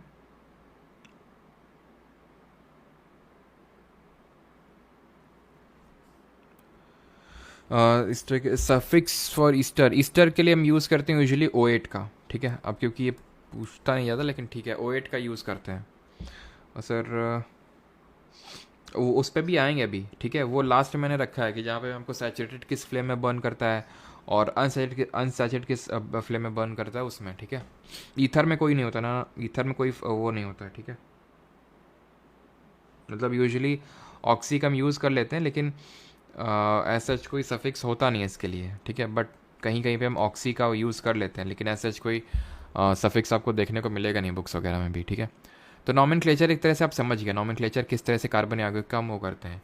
एरोमेटिक कंपाउंड पढ़ लेते हैं, देन उसके बाद केमिकल प्रॉपर्टीज़ पढ़ेंगे इसकी, एंड देन हमारा ये चैप्टर जो है ख़त्म हो जाएगा, ठीक है। तो एरोमेटिक कंपाउंड्स क्या होते हैं? चलो भाई, तो एरोमेटिक कंपाउंड्स क्या होते हैं? तो एरोमेटिक और एक चीज़ और, एंड दैट इज़ कि अरोमा से मुझे याद आया कि ये जो आपके ईस्टर होते हैं ना, ईस्टर, ये आपके स्वीट स्मेलिंग कंपाउंड होते हैं, मतलब कि बड़ी मीठी महक आती है इनसे। स्वीट स्मेलिंग कंपाउंड होते हैं, आपने ज़रूर इनको कंज्यूम किया होगा। आप जो आइसक्रीम या फिर बहुत सारे आप सुनते हैं ना, वनीला फ्लेवर, ये फ्लेवर, वो फ्लेवर, तो जो डिफरेंट फ्लेवर्स दिए जाते हैं, वो ऐसा तो है नहीं कि जैसे मैंगो फ्लेवर, तो भाई मैंगो सच में, जैसे मान लो मैंगो फ्लेवर का केक है, तो भाई मैंगो लाए होंगे और मैंगो एक्सट्रैक्ट करके डाला होगा, ठीक है। मैंगो उसमें 0% होगा, उसमें सब ईस्टर का खेल होता है वो, ठीक है। तो ईस्टर हमारे स्वीट स्मेलिंग कंपाउंड होते हैं, ये चीज़ ध्यान रखिएगा, ठीक है। चलिए, तो एरोमेटिक कंपाउंड्स पे आते हैं। तो एरोमेटिक जो कंपाउंड्स होते हैं, नाम में अरोमाइन में थोड़ी सी स्मेल होती है, मतलब फ्रेशनेस टाइप स्मेल आती है। बट हमें अब एक चीज़ मैं आपको बता दूं कि देखो, एरोमेटिक कंपाउंड्स की डेफिनेशन में अगर मैं गया तो वो हम 11th 12th वाले सेक्शन में पहुंच जाएंगे, जहाँ में जाना नहीं कि भाई एक प्लेनर रिंग सिस्टम होता है इस तरह से। जैसे बेंजीन हमारा सबसे सिंपल एरोमेटिक कंपाउंड है, इसमें आपके डी लोकलाइज्ड पाई इलेक्ट्रॉन होते हैं। सर ये पाई इलेक्ट्रॉन क्या होते हैं? तो जहाँ पे भी डबल या ट्रिपल बॉन्ड होते हैं वहाँ पे पाई इलेक्ट्रॉन होते हैं। जैसे कि ये डबल बॉन्ड है तो इसमें एक सिग्मा बॉन्ड होगा, एक पाई बॉन्ड होगा। इस ये ट्रिपल बॉन्ड है तो इसमें एक सिग्मा बॉन्ड होगा, दो पाई बॉन्ड होंगे। एक से अगर सिंगल बॉन्ड है तो एक सिग्मा बॉन्ड ही होगा, ठीक है। आपने पढ़ा होगा अपने क्लास में कि भाई सिग्मा बॉन्ड थोड़ा सा यूजुअली लंबा होता है, थोड़ा सा वीक होता है, पाई बॉन्ड छोटा होता है, स्ट्रॉन्ग होता है। तो इस तरह से आपने चीज़ें पढ़ी होंगी। तो इसमें क्या होता है कि जो पाई इलेक्ट्रॉन्स होते हैं वो डी लोकलाइज्ड फॉर्म में आपको देखने को मिलते हैं प्लेनर रिंग में, लेकिन इसलिए यहाँ पे मैंने टॉपिक नहीं रखा है। टॉपिक बस मैंने ये इसलिए रख रखा है बिकॉज इससे क्वेश्चन इस तरह से आता है कि किसने जो कि जिनका नाम है यूरिक हैकेल, इन्होंने बताया था कि जिस किसी में भी कंपाउंड में आपको 4n+2 पाई इलेक्ट्रॉन्स देखने को मिलेंगे, वो होता है आपका एक एरोमेटिक कंपाउंड। तो इससे क्वेश्चन आया है, तो इसलिए मैंने आपको ये बताया। वैसे तो आपका 9th और आई थिंक 10th में ये आपको शायद एनसीईआरटी में देखने को मिलेगा चैप्टर, तो वहाँ पे इसके बारे में मेंशन नहीं है एरोमेटिक कंपाउंड्स के बारे में कि एरिक हैकेल वगैरह। लेकिन हाँ, क्योंकि क्वेश्चन पूछा गया है 2-3 बार, तो इसलिए मैंने इसको आपको बता दिया कि एरिक हैकेल ने बताया कि अगर 4n+2 पाई इलेक्ट्रॉन्स होंगे दैट मीन्स कि एरोमेटिक कंपाउंड होगा, ठीक है। तो ये चीज़ ध्यान रखिएगा कि ये प्लेनर रिंग स्ट्रक्चर होता है, फुली प्लेनर होता है आपका, और इसमें ये हैकेल रूल को फॉलो करते हैं, जो इसी को हैकेल रूल बोलते हैं, ठीक है। इसी को बोलते हैं हैकेल्स रूल, ठीक है। और डी लोकलाइज्ड पाई इलेक्ट्रॉन्स होते हैं। अभी आते हैं chemical properties of carbon compounds. Carbon जो हमारे यौगिक होते हैं उनकी केमिकल प्रॉपर्टीज क्या होती हैं? तो मैं बताया तो था मेल्टिंग एंड बॉइलिंग पॉइंट का जो होता है इनका कम होता है, ठीक है, या जो क्योंकि कोवेलेंट बॉन्ड बनता है ना। चलिए, तो अभी आते हैं किस पे, अभी उसी चीज़ पे आने वाले हैं जो अभी आप में से कोई पूछ रहा था कि ये किस फ्लेम में बर्न करते हैं। तो केमिकल प्रॉपर्टीज में सबसे पहले कंबशन पे आते हैं। कंबशन का मतलब होता है जलना, ऑक्सीजन की प्रेजेंस में जलने को बोलते हैं कंबशन। सिंपल, जब भी कंबशन होता है कार्बन का तो हमेशा आपका CO2 निकलता है और हीट और लाइट निकलती है, ठीक। हीट निकलती है। अभी जब हम कल वाला चैप्टर पढ़ेंगे डिफरेंट तरह की जो केमिकल रिएक्शंस होती हैं, तो इसको हम बोलते हैं ऊष्माक्षेपी अभिक्रिया, जिसको हम बोलते हैं एक्सोथर्मिक रिएक्शन बोलते हैं उसको, ठीक है। आप कोई भी ले लीजिए, जैसे फॉर एग्जांपल अगर मैं मेथेन को बर्न करता हूँ, CH4 को यहाँ पे बर्न करता हूँ, तो यहाँ पे क्या रिएक्शन मिलेगी? तो CO2 मिलेगा, H2O मिलेगा, plus again heat and light देखने को मिलेगी। That mean again an exothermic reaction. ये एक जनरल रिएक्शन है। अब यहाँ पे हम पढ़ने वाले हैं, इसको मैं हटा दूँ, ठीक है, बस ये ध्यान रखना है। तो चलो यहाँ पे मैं लिख देता हूँ। अब मैंने क्यों हटाया? क्योंकि मुझे आपको यहाँ पे एक बहुत ही इंपॉर्टेंट कॉन्सेप्ट समझाना है, दैट इज कि जब हम सैचुरेटेड कंपाउंड का कंबशन करते हैं तो क्या मिलता है? संतृप्त यौगिकों का और अनसंतृप्त यौगिकों का कंबशन करवाते हैं तो क्या मिलता है? जो सैचुरेटेड हाइड्रोकार्बन होते हैं चाहे अनसैचुरेटेड होते हो वो एक फ्लेम से बर्न करते हैं। फ्लेम क्या होती है? फ्लेम क्या चीज़ होती है? तो फ्लेम आपने जैसे मोमबत्ती देखी हुई कैंडल में, और मोमबत्ती में आपने इस तरह से बनाया होगा पक्का, ये तो हो ही नहीं सकता तुमने स्कूल में ड्राइंग ना बनाई हो, पक्का सबने बनाई है ना। ये जो इस तरह से जो बनाते थे ना तो एकदम लहर मार के, ये होती है फ्लेम। कोयले को जलाने में भी लहर इस तरह से आती है। कभी तुमने कोयला देखा? कोयला जलते हुए कोयले में भी इस तरह से ऐसे धुआं ऐसा ऐसा लहर मारती है, फ्लेम निकलती है क्या? Answer is no. क्यों? फ्लेम उसी में निकलती है जहां पे कोई हम वोलेटाइल कंपाउंड को बर्न करेंगे। जो हमारे वोलेटाइल कंपाउंड होते हैं जो कि आपका एक तरह से बोल सकते हैं गैस इवॉल्व करते हैं, जो गैसियस सब्सटेंसेज होते हैं वही आपका फ्लेम में बर्न करते हैं। तो ये हमारे सैचुरेटेड हो चाहे अनसैचुरेटेड हाइड्रोकार्बन हो, ये गैसियस होते हैं तो इसलिए फ्लेम प्रोड्यूस करते हैं। सैचुरेटेड वाला जो है ये क्लियर ब्लू फ्लेम प्रोड्यूस करता है। ठीक है, चलो ब्लू से ही लिख देते हैं, थोड़ा अच्छा लगेगा। सैचुरेटेड हाइड्रोकार्बन वालों को क्लियर ब्लू फ्लेम में बर्न होते हैं। ठीक है, क्लियर ब्लू फ्लेम में। वहीं अनसैचुरेटेड वालों की बात करें, ये येलो सूटी फ्लेम में बर्न होते हैं। कैसे? येलो सूटी फ्लेम में बर्न होते हैं, यानी कि क्लियर फ्लेम हमें नहीं देखने को मिलती है, थोड़ी सी सूटी फ्लेम देखने को मिलती है। अब अगर सैचुरेटेड हाइड्रोकार्बन को का भी अगर हम इनकम्प्लीट कंबशन करवा दें, येलो सूटी फ्लेम में ही बर्न होगा वो भी। जैसे घर में एलपीजी सिलेंडर होते हैं, अभी बताया उसमें जो प्रमुख गैस होती है ब्यूटेन होती तो प्रोपेन वगैरह भी है लेकिन मेनली ब्यूटेन होती है। एल्केन है, ब्यूटेन है मतलब एल्केन है, और एल्केन है मतलब सैचुरेटेड है, मतलब एक क्लियर ब्लू फ्लेम में बर्न होना चाहिए। बिल्कुल, अगर घर का गैस चूल्हा देखो तो ब्लू फ्लेम में बर्न होता है वो आपका, देखा होगा ना ब्लू फ्लेम। लेकिन अगर वो आपका जो चूल्हा होता है अगर उसमें जो छेद होते हैं, अगर उसकी क्लॉगिंग हो जाए, क्लॉगिंग इन द सेंस वो कि उसमें कुछ ऐसा कुछ जमा हो जाए है ना, उसको टाइम पे इसलिए साफ करते रहना पड़ता है। तो अगर मान लो कुछ जमा हो गया तो होगा क्या, फ्यूल में उससे क्या है ना, ऑक्सीजन जा नहीं पाएगी। ऑक्सीजन जा नहीं पाएगी तो वो जो आपका फ्यूल है वो वेस्ट होगा, उसका कंप्लीट कंबशन नहीं होगा तो फ्यूल वेस्ट होगा। और ये तुम्हें कैसे पता चलेगा? जो भी तुम्हारा पैन वगैरह जिसमें तुम खाना बनाओ तो उसमें नीचे देखो बहुत ही सूटी मतलब वो काला कलर का वो लग जाता है, काला टाइप का वो लग जाता है, जिसके वजह से आपको ये अंदाजा लग जाना चाहिए कि भाई कंप्लीट कंबशन नहीं हो रहा है। दैट मीन की क्लॉगिंग हो चुकी है, छेदों की साफ करने का समय आ चुका है। क्यों? क्योंकि यहाँ पे इनकम्प्लीट कंबशन हो रहा है सैचुरेटेड हाइड्रोकार्बन का, इसलिए। ठीक है, यहाँ तक किसी को कोई डाउट तो नहीं है? यहाँ तक हो तो पूछ सकता है। ठीक है, चलो आगे बढ़ते हैं। ऑक्सीडेशन और एक चीज़ एंड दैट इज कि जैसे आपने कोल हो गया, हमारे पेट्रोलियम हो गए। जब ज्योग्राफी मैंने पढ़ाया था मिनरल वाला चैप्टर तो मैंने आपको बताया था कि किस तरह से ये किससे डिराइव होते हैं। ये फॉसिल फ्यूल से डिराइव होते हैं। फॉसिल फ्यूल क्या होते हैं? जीवाश्म होते हैं। जो बायोमास होता है जैसे कि हम या फिर पेड़ पौधे, ये सब जब डेथ हो जाते हैं, जैसे फॉर एग्जांपल पेड़ पौधे डेथ हो गई तो ये क्या है कि पूरा बायोमास अंडर कवर चला जाएगा, सॉइल में दब जाएगा, बहुत डीप जाएगा। तो वहीं से ही क्या होता है, बैक्टीरिया अपना काम करते हैं और इसको कोल, पेट्रोलियम, नेचुरल गैस और ये नेचुरल जो ऑयल होता है, क्रूड ऑयल जिसको कच्चा तेल बोलते हैं, उसमें इसका कन्वर्जन करते हैं। ये चीज़ पता होनी चाहिए। तो ये जो कोल और पेट्रोलियम होते हैं ये एक तरह से बने हैं किससे? कार्बन से ही। लेकिन इनमें कार्बन के अलावा नाइट्रोजन और सल्फर भी रहती है। तभी तो जब हम इनको पेट्रोल का जब हम कंबशन करवाते हैं भाई, जब ये पेट्रोल का क्या होता है, गाड़ियों में इसको डालते हैं। ठीक है, गाड़ियों में इसको डालते हैं तो क्या होता है, ये आपके नाइट का जो कंबशन होता है उसमें और नाइट्रोजन और सल्फर निकलता है। और अगर इनकम्प्लीट कंबशन हो गया तो भाई कार्बन मोनोऑक्साइड जैसे जहरीली गैस भी निकलती हैं। तो नाइट्रोजन और जो सल्फर निकलती हैं इसके क्या मिलते हैं? इसके ऑक्साइड्स निकलते हैं जिनको हम नॉक्स और सॉक्स बोलते हैं। पिछले ही लेक्चर में तो मैंने आपको बताया था एसिड, बेस एंड सॉल्ट में ये जो नॉक्स और सॉक्स हैं इसी से तो एसिड रेन होती है। जब बारिश होती है और नॉक्स और सॉक्स मिल जाते हैं, नाइट्रोजन के ऑक्साइड और सल्फर के ऑक्साइड्स, तभी आपकी एसिड रेन होती है। और पीएच वैल्यू कितने से कम चला जाता है तो उस रेन को एसिड रेन बोलते हैं, जरा बताएंगे आप कमेंट में। ठीक है, तो किस तरह से फॉसिल फ्यूल जो होते हैं।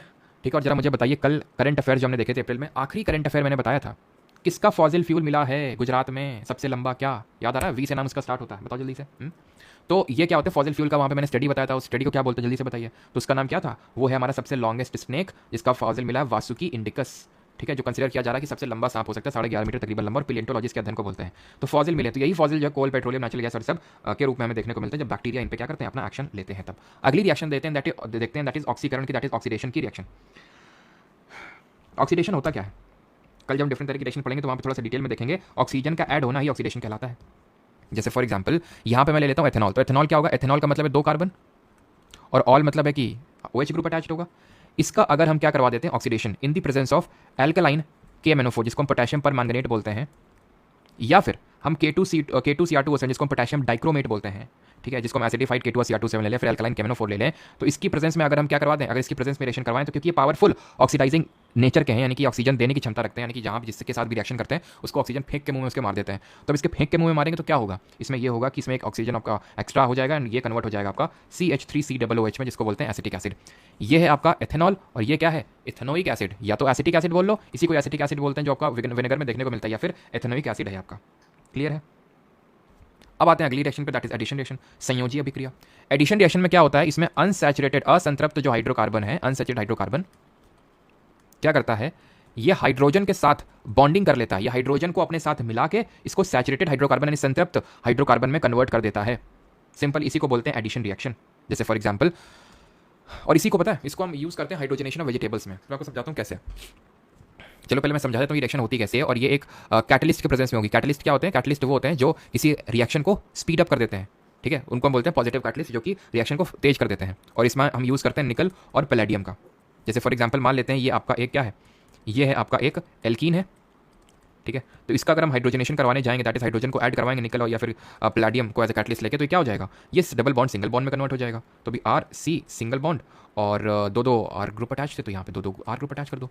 इसकी हमें 4 वैलेंसी फुलफिल करनी होगी, तो 1 2 3 चौथा का हाइड्रोजन अटैच कर दो, तो ये क्या बन गया, आपका एल्केन बन गया। अब ये रिएक्शन यूज़ कहाँ पे होती है उसको समझिए। ये रिएक्शन यूज़ होती है, जैसे मैंने बताया, हाइड्रोजनेशन ऑफ वेजिटेबल्स में। किसमें यूज़ करते हैं? हाइड्रोजनेशन ऑफ वेजिटेबल ऑयल में। 2 तरह के हमारे फैट होते हैं, या फिर 2 तरह के ऑयल होते हैं, हम पहले कंसिडर कर लें। एक तो वेजिटेबल ऑयल और एक जो एनिमल फैट से डिराइव्ड ऑयल है, एनिमल, ठीक। जो वेजिटेबल ऑयल होता है इसमें होता है सैचुरेटेड, अनसैचुरेटेड फैट, और जो एनिमल वाला होता है उसमें होता है सैचुरेटेड फैट। ये जो सैचुरेटेड होता है इसमें ये प्रॉपर्टी होती है कि हमारी जो आर्टरीज वगैरह होती हैं, यानी कि जो हमारी धमनियाँ होती हैं, जरा बताइए आर्टरीज किस तरह का ब्लड कैरी करती हैं, उसके इंटरनल वॉल्स पे चिपक जाती हैं, उसको बहुत टफ कर देती हैं और कई तरह के हार्ट डिजीज डेवलप कर देती हैं। तो इसलिए कंसिडर किया जाता है कि जो वेजिटेबल ऑयल है वो रिलेटिवली थोड़ा सा बेटर होता है as compared to animal oil. ये बेटर होता है, ठीक है सर, बेटर तो है, पहली बात तो ये समझ गया ना, बेटर है। अब हाइड्रोजनेशन ऑफ वेजिटेबल ऑयल का मतलब क्या हुआ कि वेजिटेबल ऑयल जो अनसैचुरेटेड है उसको हम हाइड्रोजन डाल के सैचुरेटेड कर रहे हैं। दिमाग में ये डाउट आता है कि भाई सैचुरेट तो खराब होता है, तो अच्छे से खराब क्यों कर रहे हैं? जबरदस्ती खराब नहीं कर रहे हैं, पूरी तरह से सैचुरेटेड में कन्वर्जन नहीं कर रहे हैं, टू अ सर्टेन एक्सटेंट किया जाता है, सो दैट वेजिटेबल ऑयल की पूरा अगर अनसैचुरेटेड रहा ना, इसकी शेल्फ लाइफ बहुत कम होती है, लिक्विड फॉर्म में एग्जिस्ट करेगा और शेल्फ लाइफ बहुत कम होगी। तो इसकी शेल्फ लाइफ बढ़ाने के लिए इसका हाइड्रोजनेशन कर दिया जाता है वेजिटेबल ऑयल का, और यही रिएक्शन को एडिशन रिएक्शन बोलते हैं। अब आते हैं सब्स्टिट्यूशन रिएक्शन में। नाम में ये सब्स्टिट्यूशन मतलब किसी को सब्स्टिट्यूट किया जा रहा है। जैसे फॉर एग्जाम्पल ये ले लिया मैंने मेथेन, ठीक है, ठीक है, ये मैंने ले लिया मेथेन। मैं रिएक्शन करवा दूं यहाँ पे क्लोरीन के साथ, इसकी क्लोरीन के साथ रिएक्शन करवा दूं, क्या होगा यहाँ पे, ये 2 क्लोरीन है ना, इसको मैं इस तरह से लिखता हूँ सो दैट आपको बेटर तरीके से समझ में आए ये सब्स्टिट्यूशन रिएक्शन किस तरह से चलती है। ये क्लोरीन और ये क्लोरीन, क्या होगा, ये HCl निकल जाएगा एक तरह से, बचेगा क्या, बचेगा CH3Cl, ठीक है। ऐसे ही अगर इस रिएक्शन को कंटिन्यू करवाते रहेंगे, फिर से सब्स्टिट्यूशन करवाएंगे, क्या बचेगा, फिर से सब्स्टिट्यूशन करवाएंगे क्लोरीन से, क्या बचेगा, ये बन गया क्लोरोफॉर्म, ट्राईक्लोरोमेथेन हो गया ना, ट्राईक्लोरो। अब ट्राई क्यों, क्योंकि 3 है, क्लोरो प्रीफिक्स के तौर पे यूज कर रहे हैं, क्योंकि बताया था हेलो जो होता है फंक्शनल ग्रुप उसको प्रीफिक्स के तौर पे यूज करते हैं। तो ये हो गया आपका क्लोरोमेथेन, खत्म बात। क्या है क्लोरोमेथेन, इसका कॉमन नेम है क्लोरोफॉर्म, जिसको एज अ एनेस्थेटिक यूज़ किया जाता है ना, बेहोश करने के लिए यूज़ किया जाता है। हाँ, एक मूवी थी वो कौन सी, भागम भाग करके ऐसे कोई मूवी आई थी ना, उसमें यूज़ किया जाता है क्लोरोफॉर्म का। अभी आते हैं कार्बन के कुछ यौगिक यानी उसके कंपाउंड और उसकी कुछ प्रॉपर्टीज़। यहाँ तक किसी कोई डाउट तो नहीं है? लास्ट में क्लोरोफॉर्म बन जाएगा। CHCl4 कहाँ से बनाए डाल रहा है विकास पाल, वैलेंसी 5 नहीं हो जाएगी कार्बन की, 5 वैलेंसी, अन्याय कर दिया तुमने 5 वैलेंसी करके, ठीक है। अभी आते हैं एथनॉल के गुण देखते हैं, एथनॉल की प्रॉपर्टीज देखते हैं कि एथनॉल पहली बात तो होता क्या है, इसी को ही हम इथाइल अल्कोहल के नाम से जानते हैं, इसी को ही हम इथाइल अल्कोहल के नाम से जानते हैं। इथ है दैट मीन 2 कार्बन, इथ है मतलब 2 कार्बन, CH3CH2, ऑल है मतलब फंक्शनल ग्रुप ये आपका OH होगा, ठीक है। अब इसकी प्रॉपर्टीज़ हमें देखना है कि क्या क्या प्रॉपर्टीज़ देखने को मिलती है। सबसे पहली प्रॉपर्टी, और मैं आपको एक चीज़ बता दूं कि यही आपका एथनॉल ही होता है, यही अल्कोहल होता है जिसको कि कंज्यूम किया जाता है। मेथनॉल भी एक हमारा अल्कोहल ही हुआ, लेकिन इसको कंज्यूम नहीं किया जा सकता। यहाँ तक कि एथनॉल भी है ना, अपने प्योर फॉर्म में कंज्यूम नहीं किया जा सकता। कुछ लोग बोलेंगे हाँ सर पानी डालना होता है थोड़ा सा, बेटा एक्सपीरियंसेस शेयर करने को नहीं बोला हमने तुम्हें अपना, ठीक है। ये पानी चलने देना नहीं। अभी कुछ लोग बोलेंगे नहीं सर इसको हम सब्स्टिट्यूट कर लेते हैं, हाँ मुझे सर हमें भी पता है ज़्यादा चढ़ जाती है, इसके लिए थोड़ा सा क्या है कि ऊपर से कुछ आलू भुजिया वगैरह ले लेनी होती है, तो वो सारी चीज़ें नहीं। एक्चुअल में अगर प्योर फॉर्म में यूज़ कर लेते हैं तो डेंजरस हो सकती है एथनॉल, ठीक है, फेटल हो सकती है, जान तक जा सकती है। हम एथनॉल ही कंज्यूम करते हैं भाई, मेथनॉल तो तुम प्योर क्या कुछ मिलावट के साथ भी कर लोगे ना तो भी चले जाओगे। क्यों? क्योंकि मेथनॉल जो होता है हमारी आर्टरीज में एकदम जैसे नहीं कोगुलेशन, जो सेल में मैंने पढ़ाया था प्रोटोप्लाज्म, उस प्रोटोप्लाज्म को जो सेल के न्यूक्लियस में भरा होता है उसको एकदम क्लॉग कर देता है। जैसे अंडा होता है ना, अंडे को बॉयल करो तो अंडे का जो पूरा अंदर का लिक्विड होता है एकदम क्लॉग हो जाता है, वो कोगुलेशन हो जाता है, एकदम थक्का एकदम सॉलिड हो जाता है, बस वैसे ही हो जाता है, एकदम डेथ हो जाती है तुरंत, या तो एकदम पूरा ब्रेन की सेल्स काम करना बंद कर देंगी, ठीक है, तो विजन लॉस हो जाएगा। एथनॉल में क्या होता है कि बाकी कुछ ऐसी चीज़ें नॉन पॉइजनस चीज़ों की मिक्सिंग कर देते हैं, इसको थोड़ा सा डाइल्यूशन करने के लिए, ठीक है। तो इसी को मतलब कंज्यूम किया जाता है यूजुअली। और कभी अगर आपसे पूछ ले कि डीनेचर्ड अल्कोहल क्या होता है, ठीक है, तब इसको फिर बाद में रिएक्शन पे आते हैं। भाई ये चल क्यों नहीं रहा है? मैंने एक चीज़ ऑब्जर्व की कि इसको अगर सुबह से खोल के रखो ना, मतलब लैपटॉप को, तो ये फिर चलना बंद हो जाता है, मतलब अजीब तरीके से बिहेव करता है। डीनेचर्ड अल्कोहल क्या होता है? तो होता यह है कि एथनॉल की बहुत सारी कमर्शियल इसके यूजेस हैं, बहुत यूज़ होता है एथनॉल का कमर्शियली, बहुत जगह यूज़ होता है इसका। अगर हम बात करें एथनॉल का, यहाँ तक कि एथनॉल ब्लेंडिंग प्रोग्राम भी गवर्नमेंट ऑफ इंडिया ने चला रखा है कि भाई हमें सर्टेन अमाउंट ऑफ एथनॉल को पेट्रोल और डीजल में ब्लेंड करके गाड़ियों में डालना है। इससे एक तो ये है कि ये क्लीन फ्यूल होता है, क्लीन फ्यूल है यानी कि हमें नाइट्रोजन और वो, क्योंकि पेट्रोल और डीजल में आपको बताया था नाइट्रोजन और सल्फर भी देखने को मिलता है, तो नॉक्स और सॉक्स निकलते हैं उससे। एसिड रेन, और एसिड रेन मैंने पूछा था आंसर क्या होगा उसका 5.6, अगर पीएच वैल्यू कम है तो एसिड रेन कहलाएगी। इसमें वो नहीं है, नॉक्स और सॉक्स नहीं मिलेंगे, पहली बात। दूसरी की थोड़ा सा क्लीनर फ्यूल है। दूसरी बात, हमारी जो इंपोर्ट डिपेंडेंसी है, बिकॉज कच्चा तेल हम इंपोर्ट करते हैं कि नहीं, इराक जैसे देशों से, यहाँ से हम क्या करते हैं, यहाँ से इंपोर्ट करते हैं, यूएई हो गया, इन सबसे हम इंपोर्ट करते हैं किसको, क्रूड ऑयल को। तो उससे हमारा उन पे डिपेंडेंसी, क्योंकि काफ़ी वॉलेटाइल होता है। मान लो युद्ध हो गया या फिर उस देश से हमारी दुश्मनी हो गई तो देगा नहीं तेल हमें, कच्चा तेल, ठीक है। दुश्मनी नहीं भी हुई तो मान लो प्राइसेस बढ़ा दिए तो लेने ही पड़ेंगे, क्योंकि डिपेंडेंट है ना उस पर पूरी तरह से। तो इसलिए जो है उस पर, और हमारा बैलेंस ऑफ पेमेंट, क्योंकि हमने इकोनॉमिक्स वाला कॉन्सेप्ट भी अटैच कर सकते हैं यहाँ पे, क्योंकि उस चीज़ को हम इंपोर्ट करते हैं, तो फॉरेक्स लगता होगा, तो हमारा बैलेंस ऑफ, हमें ट्रेड डेफिसिट भी देखने को मिलता है, हमारा ट्रेड डेफिसिट भी कम होगा, है ना। तो जब आप यूपीएससी में आंसर लिखते हैं इसमें, तो इसी तरह से आपको मल्टीपल एंगल में मल्टी डायमेंशनली सोचना होता है। खैर, यहाँ पे हम अपने डी नेचर अल्कोहल पे आते हैं। तो मैं बताना ये चाह रहा हूँ कि जो कमर्शियल अल्कोहल होता है, कमर्शियल जो अल्कोहल होता है, तो भाई वो कमर्शियल तौर से यूज़ होना चाहिए। लोग उसको पीने के लिए, मतलब अब जैसे मान लो कि कोई फैक्ट्री में काम कर रहा है जिसमें एथनॉल को कमर्शियली यूज़ किया जा रहा है, क्या करेगा, बोतल में भर लेगा, कुछ एक पीपल आएगा उसमें भर के ले भाई बेच रहा है अपना। करते हैं लोग भाई, करते हैं, कहाँ नहीं करते हैं, ठीक है। आप कहीं भी इंडस्ट्री में चलिए, कुछ ना कुछ तो लोग ऑफिसर मिल जाते हैं सर, बड़े बड़े इस तरह से ऑफिसर होंगे, वो बड़े बड़े ऑफिसर ही मिले होते हैं। जैसे कि पापा बताते थे कि सीएसएफ में एक यूनिट में थे, वो ऑफिसर ही भाई साहब क्या करता था, लकड़ी जो वहाँ से, क्योंकि अब जैसे सीएपीएफ में क्या है, जैसे सीएसएफ वगैरह में क्या है, तो बाकी ज़्यादा तो मतलब सिविल में तो उतना ज़्यादा पावर है नहीं, तो क्या ना कि यूनिट के अंदर ही ये लोग ज़्यादा पावर दिखाते हैं जो ऑफिसर्स वगैरह होते हैं यहाँ पे सीएफए में, सब तो नहीं, लेकिन हाँ ज़्यादातर क्या होता है कि भाई सिविलियन के सामने आप जाओगे, जैसे कि मान लो पुलिस में आप जाओ तो सिविल में आपकी इज्जत होगी, अगर आप क्योंकि स्टार वगैरह लगे हैं तो इज्जत होती है, नो डाउट, ठीक है। चाहे आप दरोगा हो, चाहे आईपीएस, इज्जत तो होगी आपकी, या फिर कांस्टेबल हो, चाहे किसी भी लेवल पे हो। लेकिन यहाँ पे क्या सीएपीएफ वगैरह में, जैसे सीआरपीएफ, सीएसएफ, बीएसएफ, यहाँ पे आपकी वहीं तक इज्जत है आपकी यूनिट तक ही, ठीक है। अगर आप ऑफिसर हैं तो नीचे लेवल वालों की तो इज्जत कौन करेगा, उसके नीचे भी तो कोई होना चाहिए ना, ठीक है।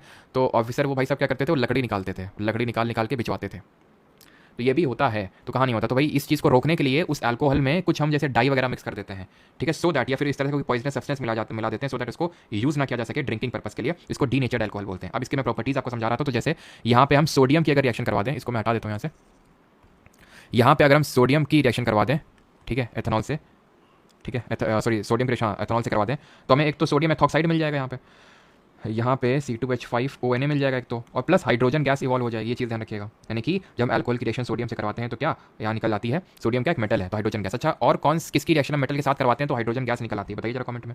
और यही एथेनॉल जो है आपका, दैट इज C2H5OH जो है आपका, इसको अगर हम हीट कर दें कितने टेम्परेचर पे, रफली 443 केल्विन में, कंसंट्रेटेड H2SO4 की, यानी कंसंट्रेटेड सल्फ्यूरिक एसिड। जरा बताओ किस प्लैनेट में H2SO4 के थिक क्लाउड्स, एकदम बड़े बड़े मोटे मोटे घने घने बादल देखने को मिलते हैं। तो ये आपका बन जाएगा क्या, C2H2 का मतलब है एल्कीन बन जाएगा और पानी निकल जाएगा, ठीक है। पानी काफ़ी निकलता है केमिकल रिएक्शंस में, है ना। तो मेटल की रिएक्शन जब हम एसिड के साथ करवाते हैं तब हमें मिलता है सॉल्ट, है ना, एंड हाइड्रोजन। इसी को तो बोलते हैं मैश, ठीक है, मैश। क्लियर इतनी चीज़ यहाँ तक कि एथेनॉल की रिएक्शन अगर हम उसको हीट कर देंगे H2SO4 के प्रेजेंस में तो क्या होगा, एल्कीन बन जाएगी। वो ऑफिसर अगला अडानी बनेगा। अगला अडानी क्या ही बनेगा यार, ना अगला अडानी। ये है कि मेन होता ही है ना कि जब आदमी की अंदर से होता है पैसे की क्रेविंग, करने लगता है वो गवर्नमेंट जॉब, कैरेक्टर है ढीला, ठीक है, वैल्यू ट्रेड सिस्टम घर में ढंग से सिखाया नहीं गया बचपन से, घर में वही चोरी वही सीखी है, तो फिर ऐसे लोग जो है गवर्नमेंट, सरकार के लिए, देश के लिए एकदम दिमाग का काम करते हैं। खैर, रिएक्शन ऑफ एथेनॉल अभी देखते हैं। रिएक्शन विद सोडियम, अच्छा देख लिया, अच्छा रिएक्शन ऑफ सोडियम यहाँ पे देखना था, गुण धर्म पहले वहाँ लिखने थे, सोडियम चलो वहाँ पे रिएक्शन देख लिया, और अनसैचुरेटेड, ठीक है, ये वाली रिएक्शन भी देख ली हमने किस तरह से अनसैचुरेटेड हाइड्रोकार्बन मिलता है, देख लिया ना हमने, ठीक है। ये अनसैचुरेटेड हाइड्रोकार्बन तो है, ठीक है, CH2, रुको रुको यार मैंने क्या लिख दिया, ये तो एल्काइन बना दिया गलती से मैंने, ठीक है। CH2 डबल बॉन्ड CH2, ये बनता है आपका C2H4, ना कि C2H2, वो एसिटिलीन हो जाएगा C2H2। तो अब आते हैं अपने आखिरी compound, that is ethanoic acid. Ethanoic acid, ethane मतलब दो कार्बन होंगे, CH3COOH, इसको बोलते हैं एथेनोइक एसिड या फिर acetic acid, commonly acetic acid बोलते हैं। और मैंने बताया था कि इस एसिटिक एसिड को हम कहाँ यूज़ करते हैं, विनेगर। मैंने आपको ये भी बताया था, विनेगर में आपका कितना एसिटिक एसिड होता है, 5 to 8% ऑफ एसिटिक एसिड होता है विनेगर में।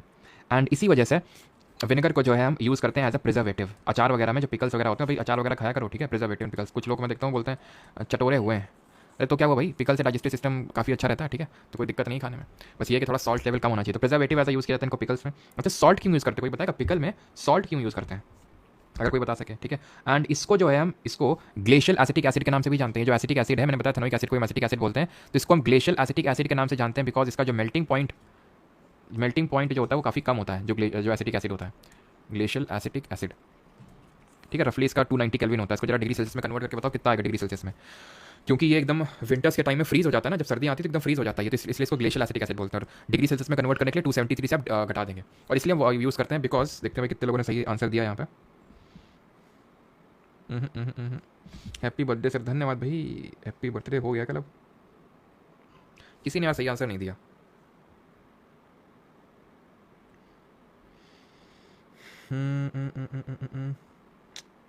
ना ना ना ना, अब सुनो ध्यान से। ये जो बैक्टीरिया होते हैं ना, तो उनकी ग्रोथ को रोकने के लिए उसको यूज़ किया जाता है, किसको, सॉल्ट को, याद आ रहा है तुम्हें? रुको यहाँ पे मैं बनाता हूँ एथेनोइक एसिड। रुको रुको, तुम्हें याद है मैंने सेल जब पढ़ाया था तो मैंने तुम्हें 3 तरह के सोल्यूशन पढ़ाए थे, हाइपोटोनिक, आइसोटोनिक और हाइपरटोनिक। ये याद है आपको? तो हाइपो में क्या बताया था? बाहर से अंदर मूवमेंट होता है। आइसो में कुछ मूवमेंट नहीं होता, और हाइपर में क्या होता है? अंदर से बाहर मूवमेंट होता है। अंदर से बाहर मूवमेंट होता है। तो होता क्या है कि जब हम सॉल्ट ऐड कर देते हैं, जब सॉल्ट ऐड कर देते हैं, तो अब सॉल्ट ऐड कर दिया मैंने, सल्यूट बाहर ज़्यादा हो गया। ठीक है, ध्यान सुनना जो मैं बोल रहा हूँ। ये बैक्टीरिया है हमारा, बैक्टीरिया एकदम चौड़ में फूला हुआ है, बाहर सॉल्ट ऐड कर दिया, अंदर इसके वाटर का कंसंट्रेशन हाई हो गया, बाहर लो हो गया, और लो भैया इसका अंदर का पानी निकल गया। बेचारा फिर बोलेगा चीटिंग करता है तू मेरे साथ, चीटिंग करता है। ठीक है, क्यों? क्योंकि इसकी कोई गलती नहीं थी। हमने किया क्या? वो सॉल्ट ऐड किया, बाहर कंसंट्रेशन लो हो गया। अब क्योंकि हाई से लो में मूवमेंट होता है, ये बेचारा श्रिंक कर जाएगा, मर जाएगा। ये कौन? बैक्टीरिया। तो बैक्टीरिया ग्रोथ को रोकने के लिए किया जाता है। ठीक है। अच्छा, एथेनॉल का यूज़ और भी कहीं किया जाता है, किसी को पता है एथेनॉल का? हाँ, किसी को पता है? या फिर एथेनॉल कैसे बनाया जाता है? एथेनॉल का ब्लेंडिंग तो हमने देख लिया। फर्मेंटेशन किसी ने सुना? प्रोसेस फर्मेंटेशन मैंने आपको बताया था, एनएरोबिक रेस्पिरेशन के टाइम पे मैंने आपको बताया था कि किस तरह से आपको पता होना चाहिए। जो शुगर केन जूस होता है ना, जो शुगर केन जूस होता है, जब ये बनता है ना, तो जब इससे हम चीनी वगैरह बनाते हैं तो एक काले कलर का गाढ़ा दैट इज विस्कस हमें फ्लूइड देखने को मिलता है, काले कलर का, उसको बोलते हैं मोलासिस। ये मोलासिस जो होता है, इसको हम फर्मेंट करवाते हैं। फर्मेंट मतलब एक तरह से एनारोबिक रेस्पिरेशन करवाते हैं। ठीक है, अवायवीय श्वसन एक तरह से जिसको हम बोलते हैं, और यहीं से आपका बनता है क्या? एथेनॉल। खैर, हम आगे बढ़ते हैं, हम एसिटिक एसिड पे थे। अब इसकी ईस्टिफिकेशन रिएक्शन देखते हैं। ईस्टिफिकेशन रिएक्शन का मतलब होता है जहाँ पे एथेनोइक एसिड का यूज़ करते हैं ईस्टर बनाने के लिए। ईस्टर क्या होता है? COOR ये ग्रुप होता है, उसको ईस्टर बोलते हैं। कैसे बनता है? जब हम एसिड की रिएक्शन अल्कोहल से करवा देते हैं, मान लो मैंने अल्कोहल ले लिया C2H5OH, क्या होगा? पानी निकल जाएगा, सीधा पानी निकाल दिया। अगर बहुत पानी निकाला है हमने, मतलब केमिकल रिएक्शंस में क्लास 11 और 12th में पढ़ा होगा भाई सब लोगों ने, इससे ये बना दो, इससे वो बना दो, टेनॉल का टॉल्यूइन दे दिया, टॉल्यूइन से फिनॉल बना दो, कुछ भी बहुत बहुत हमने सारी चीज़ें की हैं, बहुत पानी निकाला है केमिकल रिएक्शंस में। ठीक है, तो यहाँ पे क्या आंसर होगा? CH3 COO C2H5। तो ये आपका क्या बन गया? ये आपका बन गया COOR या फिर RCOOR। इसी को बोलते हैं क्या? ईस्टर। सर ईथर क्या होता है? ईथर होता है ये ROR। और जो ईस्टर होते हैं मैं आपको बता चुका हूँ, they are sweet smelling compounds. ये हमारे स्वीट स्मेलिंग कंपाउंड होते हैं। अब ये जो ईस्टर बना है आपका, ठीक है, ये जो ईस्टर बना है,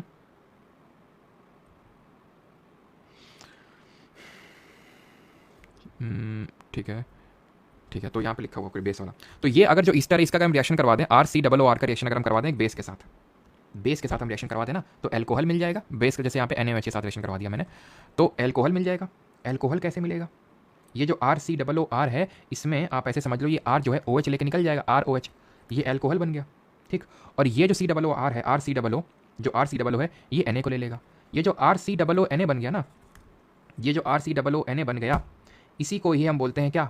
इसी को ही हम बोलते हैं भाई, चल जाओ, इसी को ही हम बोलते हैं sodium salt of long chain carboxylic acid.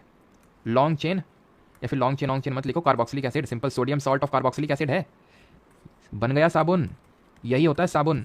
और साबुन बनने वाली अभिक्रिया को सपोनिफिकेशन बोलते हैं, इस रिएक्शन को सपोनिफिकेशन। जहाँ पे क्या बनता है आपका? सोप बनता है। कैसे बनता है सोप? ईस्टर को आपने बेस से रिएक्शन करवा दिया, alcohol and sodium salt of carboxylic acid बन गया। Sodium salt of long chain carboxylic, sodium हो या फिर पोटेशियम हो, तुम पोटेशियम हाइड्रोक्साइड को ले लो। तो अच्छा ये बताओ, उन बेसिस को क्या बोलते हैं जो वाटर में डिजॉल्व हो जाते हैं? तो सोडियम और potassium salt of long chain carboxylic acid को हम क्या बोलते हैं? साबुन बोलते हैं। क्लियर इतनी चीज़? साबुन और डिटर्जेंट के बारे में भी थोड़ी सी और चीज़ें देखेंगे। और अगर हम मेटल कार्बोनेट के साथ रिएक्शन करवा दें तो ये उतनी इंपॉर्टेंट है नहीं, इसको आप स्किप कर सकते हो। ठीक है, उतना इंपॉर्टेंट है नहीं। ठीक है, वैसे तो चलो अब आया तो बता देता हूँ। ठीक है, जैसे फॉर एग्जांपल मान लो कि यहाँ पे आपका बस इतना ध्यान रखना है, ये CO2 गैस इवॉल्व करता है, CO2 गैस को इवॉल्व करता है। जैसे फॉर एग्जांपल ले लेते हैं RCOOH, मैं जनरल रिएक्शन ले लेता हूँ। ठीक है, मान लेते हैं सोडियम कार्बोनेट ले लिया, पता क्या बन जाएगा? ये बन जाएगा आपका RCOONA, पानी निकलेगा, और CO2 is the gas that turns what? Lime water milky, है ना। चलो तो आगे बढ़ते हैं। और CO2 और कहाँ पे देखने को मिल रही थी? किसकी रिएक्शन? हम जब मेटल कार्बोनेट या बाई कार्बोनेट के साथ करवा रहे थे तो CO2 निकल रही थी। जरा बताइए, सोप और डिटर्जेंट समझ लेते हैं। सोप समझ गए आप? सोप समझ गए? सोप क्या होते हैं? सोडियम और potassium salt of long chain carboxylic acid. ऐसे ही डिटर्जेंट होते हैं सोडियम और potassium salt of long chain sulphonic acid. किसके? सल्फोनिक एसिड के। अब यहाँ पे मैं डीप में नहीं जा रहा हूँ बहुत, ठीक है, कि मिसल फॉर्मेशन वगैरह किस तरह से होता है, बट एक चीज़ ध्यान रखना कि ये मिसल क्या होता है। मिसल अगर कभी पूछ ले, मिसल तो होता क्या है? ये जो सोप वगैरह होते हैं इसमें 2 एंड होते हैं। आपके जो सोप्स होते हैं इनमें 2 एंड होते हैं। ठीक है, वो 2 जो एंड्स होते हैं उसमें से एक वाटर लविंग होता है एंड, जो सोप और डिटर्जेंट होते हैं, एक वाटर लविंग होता है और एक वाटर से हेट करने वाला था। वाटर हेटिंग समझ लो, वाटर को हेट कर रहा है, वाटर से दूर भागता है। जो वाटर से लविंग करता है उसको बोलते हैं hydrophilic end. Hydrophilic, philic root word पढ़ा होगा आपने इंग्लिश में, लव के लिए यूज़ करते हैं, और हेट के लिए हम यूज़ करते हैं फोबिया, डरता है जो है ना, तो हाइड्रोफोबिक एंड बोलते हैं। तो हाइड्रोफोबिक एंड बोलते हैं। तो ये जो 2 एंड्स होते हैं सोप्स, 2 एंड बनते हैं और इस तरह से डर्ट के साथ ये कनेक्शन करके एक पूरा स्ट्रक्चर बनाता है। कुछ इस तरह का स्ट्रक्चर दिखता है ये, ठीक है। इस तरह से ये आपका ये मान लो कि ये आपका हाइड्रोफिलिक एंड है, ये वाला जो हाइड्रोफिलिक एंड है ये उसकी तरफ रहेगा, पानी की तरफ रहेगा, ठीक है। और ये जो दूसरा वाला एंड है, ये वाला एंड है हाइड्रोफोबिक एंड। और ये जो आप सेंटर पे देख पा रहे हैं डर्ट मॉलिक्यूल जो चारों तरफ से घेरा जा चुका है, किसके द्वारा, इसके द्वारा, किसके द्वारा, किसके द्वारा, इसी पूरे के द्वारा। ये हाइड्रोफिलिक है, ठीक है, और ये हाइड्रोफोबिक है। ये मतलब पानी से दूर भाग रहा है, इसके पास है, ठीक है, जो आपका ये डर्ट वगैरह है। बस ऐसे ही यही मिसल होता है और ऐसे आपका डर्ट क्लियर हो जाता है। डिटर्जेंट में ज़्यादा फेना काहे निकलता है सोप के कंपैरिजन में, कौन बताएगा यहाँ पे। डिटर्जेंट में ज़्यादा फेना निकलता है, थोड़ा डिटर्जेंट डालो एकदम फेना फेना हो जाता है, हैं? देखा होगा तुमने, जल्दी से बताओ, क्वेश्चन पे चलते हैं फिर।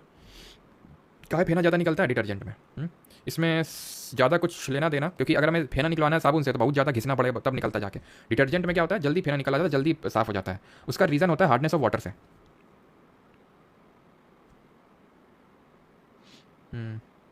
बिलेटेड हैप्पी बर्थडे, धन्यवाद भाई, हैप्पी बर्थडे हो गया, ठीक है। तो इसका लेना देना होता है हार्डनेस ऑफ वाटर से, ठीक है। ये क्वेश्चन करो तब तक पहला वाला, ये वाला।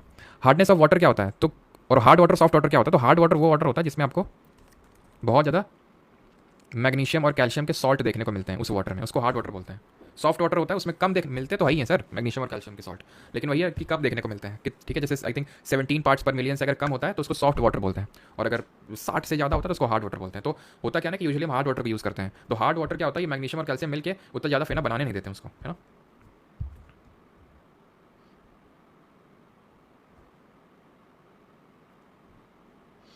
बेटा ऑन बोर्डिंग जॉब्स ये तुमको हम अलग से बताएंगे, ठीक है। Which unsaturated aliphatic hydrocarbon composed of 20 carbon atom is used to make candle and paraffin wax with solar energy storage capacity? 20 carbon है, दिमाग लगाइए। ऑक्टेन 8 होते हैं, नॉनेन 9 होते हैं। दो ऑप्शन को तो ऐसे एलिमिनेट कर सकते हैं। आंसर इसका होगा ईओ ईओ क्या है, आइकोसेन, आइकोसेन होगा। ऑप्शन नंबर बी आंसर होगा इसका। Question number 2, which synthetic aromatic compounds inhibits the chemical breakdown of food that occurs in the presence of oxygen, commonly used in food such as crackers, microwave popcorn, butter, chicken nuggets? किसका use करते हैं यहाँ पे? Tertiary butyl hydroquinone, diethyl toluamide, sodium hypochlorite, या फिर 1,4 डाईक्लोरोबेंजीन? हाँ, और spam मत करो, है ना, नहीं तो फिर तुमको बताते हैं अभी हम की और डाउट नहीं आता है, ठीक है। तो चलो इसका सही आंसर क्या होगा, इसका आंसर होगा टर्शरी ब्यूटाइल हाइड्रोक्विनोन का यूज करते हैं यहाँ पे हम, ठीक है। ये पॉपकॉर्न वगैरह, माइक्रोवेव पॉपकॉर्न वगैरह में, बटर चिकन में। तो ऑप्शन नंबर ए आंसर होगा। अगला हमारा ये थोड़ा सा फैक्चुअल टाइप है, आपको रटना पड़ेगा क्योंकि ऐसा इसमें कोई कॉन्सेप्ट इन्वॉल्व नहीं है। Tribromomethane, sorry tribromomethane is a synonym for which among the following brominated organic solvent? Relate करो ट्राइक्लोरोमिथेन से। ट्राइक्लोरोमिथेन क्या था, क्लोरोफॉर्म था, तो ये ब्रोमोफॉर्म हो जाएगा। था कि नहीं था, CHCl3 क्लोरोफॉर्म था, तो CHBr3 ब्रोमोफॉर्म हो जाएगा। Question number 4, methyl ethyl ketone is also known as, draw करो, थोड़ा सा दिमाग लगाओ। Methyl ethyl ketone,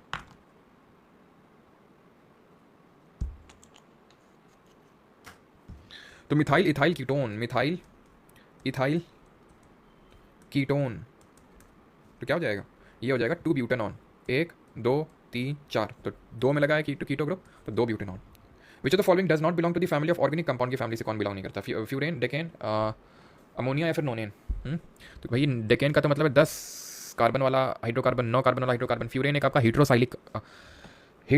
cyclical compound है भाई, साइक्लिकल तो है, लेकिन बीच में कार्बन की जगह कोई और आ गया, कोई बताएगा कौन आएगा? ये ऑक्सीजन आएगा, ठीक है, इसकी जगह, इसको बोलते हैं फ्यूरेन। आंसर होगा अमोनिया, ठीक है। अमोनिया ये आपकी ऑर्गेनिक कंपाउंड की फैमिली से बिलोंग नहीं करेगा, ठीक।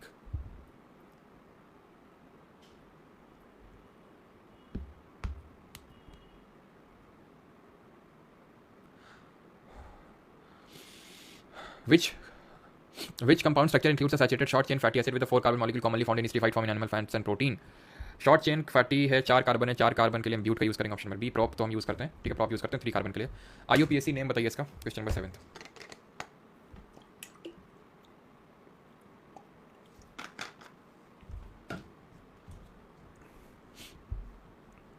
खुद ही सोचो यहाँ पे, एक में मिथाइल को अटैच कर रखा है, मिथाइल ग्रुप तो ये है ना, एक में मिथाइल को अटैच कर रखा है, ठीक है। तो 3 पे ही तो आएगा इथाइल, ये आपका प्रोपाइल ग्रुप जिसमें 1 2 और 3 कार्बन है, तो 3 पे बैठा होगा, 1 मिथाइल और 3 प्रोपाइल। ऑप्शन नंबर सी।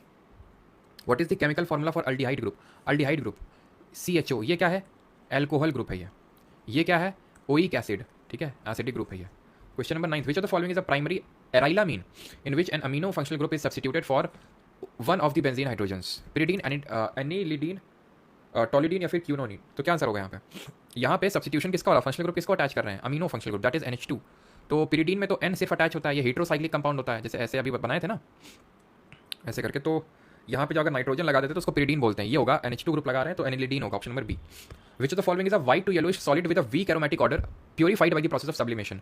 सब्लिमेशन क्या होता है? जहाँ पे सॉलिड टू गैस, जब भी हमने देखा था तो एंथ्रासीन का एग्जांपल मैंने दिया था जब हम देख रहे थे कि किस तरह डिफरेंट मिक्सचर्स को सेपरेट किया जाता है, तो वहाँ पे जब मैंने सब्लिमेशन पढ़ाया था तो एंथ्रासीन का एग्जांपल दिया था, अमोनियम क्लोराइड का एग्जांपल दिया था, कैम्फर का एग्जांपल दिया था, है ना, नैप्थलीन का एग्जांपल दिया था। What is the systematic name of a colourless gas with a faint ethereal odour called acetylene widely use for welding. तो वेल्डिंग के लिए किसका यूज करते हैं? इथाइन का यूज करते हैं ना, एसिटिलीन का जिसको हम बोलते हैं। क्योइट, buckminsterfullerene, graphene are related to which of the following element? Answer would be carbon. Which potassium acid salt is obtained as a by product of alcohol manufacture during the fermentation process. तो मैंने आपको बताया था कि जब हम ये बनाते हैं अल्कोहल तो कैसे बनाते हैं? वो हम जब मोलासेस लेते हैं उसका फर्मेंटेशन करवाते हैं, एनारोबिक रेस्पिरेशन, तो हमें अल्कोहल मिल जाता है। तो उसमें कौन सा पोटेशियम का ही निकलता है? तो पोटेशियम सिट्रेट निकलता है, ऑप्शन नंबर ए यहाँ पे सही आंसर होगा, potassium citrate. Lactitol is derive from the hydrogenation of, lactitol को किसके हाइड्रोजनेशन से डिराइव करते हैं? ऑप्शन है आपके माल्टोस, ये कहाँ पे शुगर मिलती है आपको? सीरियल्स में, अनाज किस, है ना, और माल्टेस जो है इसको कन्वर्ट करता है, ठीक है, माल्टोस को सिंपल शुगर में। लैक्टिक एसिड, इसका सही आंसर नहीं होगा। लैक्टिक एसिड किस में देखने को मिलता है? कर्ड में देखने को मिलता है, दही वगैरह में। लैक्टोस इसका सही आंसर होगा, जो कि एक शुगर है जो कि आपको मिल्क में देखने को मिलती है, ठीक है। Which of the following is a straight chain alkane containing 12 carbon atoms that are used as a major component in kerosene and some jet fuel research and also in the rubber and paper processing industry. तो किसका use करते हैं? 12 carbon atom है। ये इकोसेन अभी देखे थे 20 carbon atom होते हैं इसमें, होते हैं कि नहीं होते हैं? ठीक है, आंसर होगा इसका डोडेकेन। डोडेकेन, डेकेन का मतलब है 10 और दो और ऐड कर दो, 2 और ऐड कर दो, कितने हो जाएंगे? 12 carbon atom. D, which organic chemical compound is reacted with nitrous acid at इतने kelvin to prepare benzene diazonium chloride? किसका यूज करते हैं? हाइड्राजीन का, टोलुइन का, एनिलीन का, या फिर पिरिडीन का? तो किस ऑर्गेनिक मटेरियल का हम यूज करेंगे? तो यहाँ पे नाइट्रस एसिड यूज कर रहे हैं और बेंजीन डाइअज़ोनियम क्लोराइड बना रहे हैं, तो टोलुइन तो ना होने का, क्योंकि इसका जो फंक्शनल ग्रुप होता है वो मिथेन होता है, ठीक है, मतलब मिथाइल ग्रुप होता है, CH3 अटैच्ड होता है, ठीक है। एनिलीन और पिरिडीन में होगा एनिलीन, ठीक है, NH2 ग्रुप होता है ना इसमें। भाई पिरिडीन में तो मैंने आपको बताया था, पिरिडीन में क्या होता है? एन यहीं पे अटैच है ना, तो एन यहीं पे अटैच है, तो फिर किसका सब्स्टिट्यूशन करवा के क्लोराइड यहाँ पे अटैच कराओगे? ये होगा एनिलीन, ठीक है, एनिलीन होगा, जिसमें कि क्या हम देखते हैं, जिसमें कि NH2 ग्रुप देखने को मिलता है। तो यहाँ पे एक हाइड्रोजन को आप एक क्लोरीन से रिप्लेस करवा पाओगे, तो option number C. In which dialdehyde are 2 formyl groups attach to adjacent carbon centres on benzene rings to form fluorescent conjugation products with primary amines. तो थैलाल्डिहाइड, एसिटाल्डिहाइड, वैलिडाल्डिहाइड या फिर आइसोब्यूटाइल अल्डिहाइड? तो कौन सा आपका डाइअल्डिहाइड होगा ये? तो सही आंसर यहाँ पे होगा ऑप्शन नंबर थैलाल्डिहाइड, एसिटाल्डिहाइड, तो 2 formyl groups attached to benzene ring है, फ्लोरेसेंट कंजुगेशन प्राइमरी अमीन्स है। अच्छा, अमीन है यहाँ पे, तो फिर एसिटाल तो होगा नहीं, ये होगा आपका ये वाला, ठीक है, थैलाल्डिहाइड होना चाहिए इसमें, ऑप्शन नंबर ए, ठीक है। इसको एक बार मैंने तो कंफर्म कर दूंगा, मेरे हिसाब से इसमें यही होना चाहिए, थैलाल्डिहाइड। थोड़ा टफ क्वेश्चन तो यार मानूंगा, ये टफ क्वेश्चन, और ये 9th 10th लेवल का नहीं है, 11th 12th लेवल के क्वेश्चन हैं, ठीक है। लेकिन वही आप एक मतलब ये 2-3 क्वेश्चन के पीछे या फिर एक क्वेश्चन तो आपकी शिफ्ट में तो मैक्सिमम एक ही क्वेश्चन आएगा, ठीक है, और वो भी इक्का दुक्का शिफ्ट में आते हैं क्वेश्चन, तो उसके पीछे आप पूरा 11th 12th का केमिस्ट्री नहीं घोट के पियोगे, ठीक है। Heating ethanol with excess concentrated H2SO4, हम कर चुके हैं, आंसर क्या होगा? इन एल्कीन बनेगी, है ना। विच ऑफ द फॉलोइंग, आपने देखा था कि एथनॉल की रिएक्शन अगर हम किसके साथ करवा रहे थे तो हाइड्रोजन गैस निकल रही थी, एक हम बेस के साथ रिएक्शन करवा रहे थे। विच of the following is a valid bond in alkenes that connects carbon atoms? Alkene में होते हैं डबल बॉन्ड, ट्रिपल बॉन्ड होते हैं आपके एल्काइन में। Trichloromethane is a better known as, trichloromethane को हम किस नाम से जानते हैं? क्लोरोफॉर्म के नाम से जानते हैं। इसकी रिएक्शन जब O2 के साथ करवाएंगे तो क्या निकलेगा? भाई ये क्या है आपका? एक तरह का अल्कोहल है, इसको कंबशन करवा रहे हैं, तो भाई किसी का भी कंबशन करवाएंगे, ठीक है, कार्बन कंपाउंड का CO2 H2 और हीट और लाइट निकलेगी, ठीक है, देखा था हम लोगों ने। Dash is a naturally occurring organic compound with the formula this. अब ये फॉर्मुला है तो खुद ही सोचिए यहाँ पे सर, दो आपकी एक तो बेंजीन की रिंग्स लगेंगी, 2 बेंजीन की रिंग्स लगेंगी, ठीक है, और कुछ लोग जो छोड़ के जा रहे हैं, ठीक है, तो बैच है तो ठीक है चले जाइएगा, बैच नहीं है तो मत जाइएगा। रीज़न ये है कि इक्का दुक्का भी नई चीज़ें मिलेंगी, ठीक है, तो इसलिए मैं बोल रहा हूँ बैच वाले तो कर लेंगे, फिर अगर आप बैच में नहीं है तो फिर दिक्कत हो जाएगी। और परमार कोड, अगर जो लोग बैच में नहीं है तो परमार कोड आज तक के लिए वैलिड है, आज रात तक के लिए, चाहे तो आप यूज़ कर सकते हैं। ये है आपका, ठीक है, तो यानी कि ओन ग्रुप तो होगा, ठीक है, और ये होगा आपका बेंजोनोफिनोन होगा, बेंजोनोफिनोन तो हो गया आपका ये एक फिनाइल ग्रुप हो गया, बेंजीन, ठीक है, और ओन, तो ये बेंजोफिनोन होगा, option number D. Which element was arbitrarily assigned value 4.0 और 4.0 in the halogen section in 1922 by Linus Pauling. तो मैंने पिछले लेक्चर में आपको इलेक्ट्रोनेगेटिविटी का आई थिंक पिछले जो हम लोगों ने पीरियोडिक टेबल वाला चैप्टर देखा तो इलेक्ट्रोनेगेटिविटी का कॉन्सेप्ट बताया था। इलेक्ट्रोनेगेटिविटी का कॉन्सेप्ट सबसे पहले इन्होंने दिया था लिनस पॉलिंग, इन्होंने बताया था कि फ्लोरीन की इलेक्ट्रोनेगेटिविटी सबसे ज़्यादा होती है, ऑप्शन नंबर ए 4.0 होती है। अच्छा, किसकी इलेक्ट्रॉन गेन एंथैल्पी सबसे ज़्यादा होती है? दिमाग का दही बन रहा है, चलो कोई नहीं, थोड़ा सा टाइम आउट कर देते हैं, थोड़ा आधे घंटे घूम के आओ बाहर, दिमाग का दही बन गया ना, दही का फिर से दिमाग बना के आओ, जाओ। 1,3 डाई मिथाइल। अब मुझे पता है भाई चीज़ें थोड़ी सी टफ हैं, लेकिन अब टफ है तभी तो आप यहाँ पे हैं ना, ठीक है। बाकी जो लोग आप IPL भी देख सकते थे इस समय, मैं भी IPL देख सकता था, ठीक है, आप भी समय IPL आराम से देख रहे होंगे बैठ के। दिमाग का दही तो उनका हो रहा है एक्चुअल में, उनका दिमाग खोखला हो रहा है। दही हो रहा है तो अच्छी बात है, दही तो अच्छी चीज़ है, दिमाग का दही हो रहा है, इस दही से कुछ ना कुछ अच्छा बन के निकलेगा, ठीक है। इस दही से आप बटर भी बना सकते हैं, उससे आप घी भी बना सकते हैं आगे जाके, ठीक है। दही हो रहा है तो बस दही की थोड़ा चर्निंग करनी है, रिवीजन करना है, फिर आप देखिएगा जो IPL देख रहे हैं खोखला तो उनका हो रहा है ना, और सॉरी मैंने आपको टाइम आउट कर दिया, नहीं करना चाहिए था मुझे। 1,3 di methyl benzene is also known as BHC, M xylene, toluene या फिर टेरिलीन। तो टोल्यूइन क्या होता है? टोल्यूइन होता है एक आपका मिथाइल ग्रुप अटैच होता है, थोड़ा सा मैंने आवेश में आगे कर दिया। एमजाइलिन होता है आपका, एमजाइलिन, जिसमें पहले और तीसरे, मैं आपको इसका स्ट्रक्चर ड्रॉ करके दिखा देता हूँ, ठीक है। यहाँ पे एक मिथाइल ग्रुप अटैच होगा और यहाँ पे पहले और तीसरी पोजीशन पे।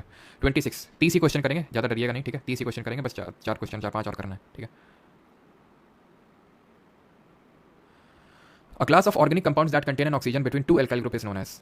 2 एल्काइल ग्रुप के बीच में अगर ऑक्सीजन है तो क्या बोलते हैं? ईथर बोलते हैं। एल्कोहल तो OH होता है, अल्डिहाइड CHO होता है, कीटोन होता है COO, ठीक। 27 which of the following organic compound is synonymous with olefiant gas which is used to make anaesthetics, refrigerant and other chemical. ये वही गैस है जिसको हम वेल्डिंग ऑफ मेटल्स के लिए यूज करते हैं, बताइए बताओ। हम ये कर लेते हैं, टीम बना लेंगे।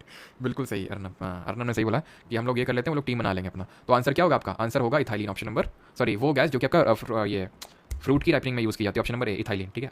28 dry ice, ammonium chloride, naphthalene balls and camphor, all these compound are an example of, these are example of what? Sublimable compound, जो सब्लाइम होते हैं, दैट इज सॉलिड से गैस में कन्वर्ट हो जाते हैं। 29 pectin which is responsible for the firmness. अब यहाँ पे अगर नए नए क्वेश्चन आ रहे हैं, ठीक है, तो कुछ आपको रट्टा मारना पड़ेगा, इसी वजह से हम करवा रहे हैं। चाहते तो हम ये ना करवाते या फिर वही सिर्फ सेलेक्ट करके यहाँ पे ले आते जो हमने सिर्फ पढ़े हैं। ये करने का पर्पस यही होता है कि जो पढ़ा है उसको इंप्लीमेंट कर सकें, और क्या PYQs में ऐसी नई चीज़ें आई हैं जिनको हम ऐड कर सकते हैं, ठीक है। तो इसको करने का यही पर्पस होता है। तो सही आंसर होगा यहाँ पे गैलिक ट्यूरोनिक एसिड। अब ये मेन बात ये कि अगर ये क्वेश्चन रिपीट हो जाए देन आपको आंसर पता होना चाहिए, ठीक है, क्योंकि पूरी आप 11th 12th की केमिस्ट्री, ठीक है, पढ़ नहीं सकते हैं। पढ़ना है तो आप पढ़ सकते हैं, ठीक है। अलग से मैं नहीं होगा तो पढ़ा भी दूंगा, लेकिन मेन दिक्कत ये है कि आप रिटेन कितना कर पाएंगे, ठीक है। चलिए, what is the colour of the flame in unsaturated hydrocarbon burn. तो जब अनसंतृप्त जलते हैं तो किस तरह की फ्लेम निकलती है? तो जब सैचुरेटेड जब जलते हैं तो कैसी फ्लेम निकलती है, और अनसैचुरेटेड जलते तो कैसे निकलती है? तो सैचुरेटेड में क्लियर ब्लू फ्लेम निकलती है, क्लियर ब्लू फ्लेम, और अनसैचुरेटेड में कैसे निकलती है? आपकी येलो सूटी फ्लेम निकलती है, ठीक है। चलिए बस एक क्वेश्चन और कर लेते हैं, 31, and that is butane 2 all. ये किस तरह का? तो ये अपन नया है जो मुझे आपको सिखाना था। ब्यूटेन 2 ऑल ये किस तरह का अल्कोहल है? टर्शरी है, ग्लूटामिक सही है, ठीक है। टर्शरी है, कीटोन है, प्राइमरी है, फिर सेकेंडरी अल्कोहल है। तो ये primary alcohol, secondary, tertiary alcohol में होते क्या है? तो प्राइमरी अल्कोहल वो होते हैं, वो अल्कोहल होते हैं जहाँ पे अल्कोहल ग्रुप या जो ऑल ग्रुप है, जो OH ग्रुप है, वो उस कार्बन से अटैच है जिससे एक भी कार्बन अटैच नहीं है। समझ रहे हैं आप? नहीं समझे? दिखाते हैं आपको। जैसे ये है आपका, ठीक है, यहाँ पे मैंने OH ग्रुप लगा दिया, यहाँ पे मैंने लगा दिया CH3, यहाँ लगा दिया CH3, यहाँ भी लगा दिया CH3। इस कार्बन से 3 कार्बन जुड़े हुए हैं, इसको बोलेंगे टर्शरी अल्कोहल। सेकेंडरी क्या होगा? जिससे OH लगा हुआ है उससे 2 कार्बन अटैच्ड हैं, ये हाइड्रोजन वैलेंसी तो 4 फुलफिल करनी पड़ेगी, ठीक है। और यहाँ पे क्या है? यहाँ पे आपका 2 कार्बन, तो ये क्या हो गया आपका? सेकेंडरी अल्कोहल हो गया। प्राइमरी क्या होगा? प्राइमरी वो होगा जहाँ पे मात्र एक ही कार्बन अटैच्ड है, ठीक है। ये हो जाएगा आपका प्राइमरी, जहाँ पे सिर्फ एक ही कार्बन अटैच्ड है। वो कार्बन तो CH3 मैंने ऐड कर दिया, कुछ भी ऐड कर सकते हैं, उसको बोलेंगे प्राइमरी अल्कोहल। तो ब्यूटेन 2 ऑल है। ब्यूटेन का मतलब क्या हो गया? C, पहले तो इस तरह से देखो, C इस तरह से फॉर्मूला लिखा जाता है कि ब्यूटेन है तो मतलब 4 कार्बन हो गए, ठीक है, 4 लाइन से लगा दिए। दूसरे नंबर पे अल्कोहल ग्रुप लगा हुआ है, यहाँ पे OH लगा दिया। अब जिससे OH ग्रुप लगा हुआ उससे कितने कार्बन अटैच है? 2 कार्बन अटैच है, तो सेकेंडरी अल्कोहल हो गया, ऑप्शन नंबर डी, खत्म, ठीक है। चलो, ये लास्ट क्वेश्चन है। Choose the correct set of names for the organic solvents. बताइए, यहाँ पे आपको दिए गए चित्र में कार्बनिक यौगिकों का नाम सही से चुनना है। Furan, toluene, pyridine, furan, pyridine, thiophene, furan, thiophene, aniline, anisole, thiophene या फिर पिरिडीन। क्या यहाँ पे सही आंसर होगा? तो ध्यान रखना, जहाँ पे आपका ऑक्सीजन अटैच है इसको बोलते हैं फ्यूरेन, ये कहलाता है आपका पिरिडीन, और ये कहलाता है थायोफिन। ऑप्शन नंबर बी यहाँ पे सही आंसर होगा, फ्यूरेन, पिरिडीन और थायोफिन। क्लियर? चलिए, बाकी क्वेश्चन आप करेंगे, ठीक है। ये सब आसान से OH ग्रुप आपका शुरू में ही आपके टफ थे, ठीक है, ज़्यादातर। तो यहाँ पे आई थिंक आप कर लेंगे कहाँ पे यूज़ करते हैं इन सबको। चलिए भाई, तो यहाँ पे लेक्चर होता है हमारा आज का खत्म।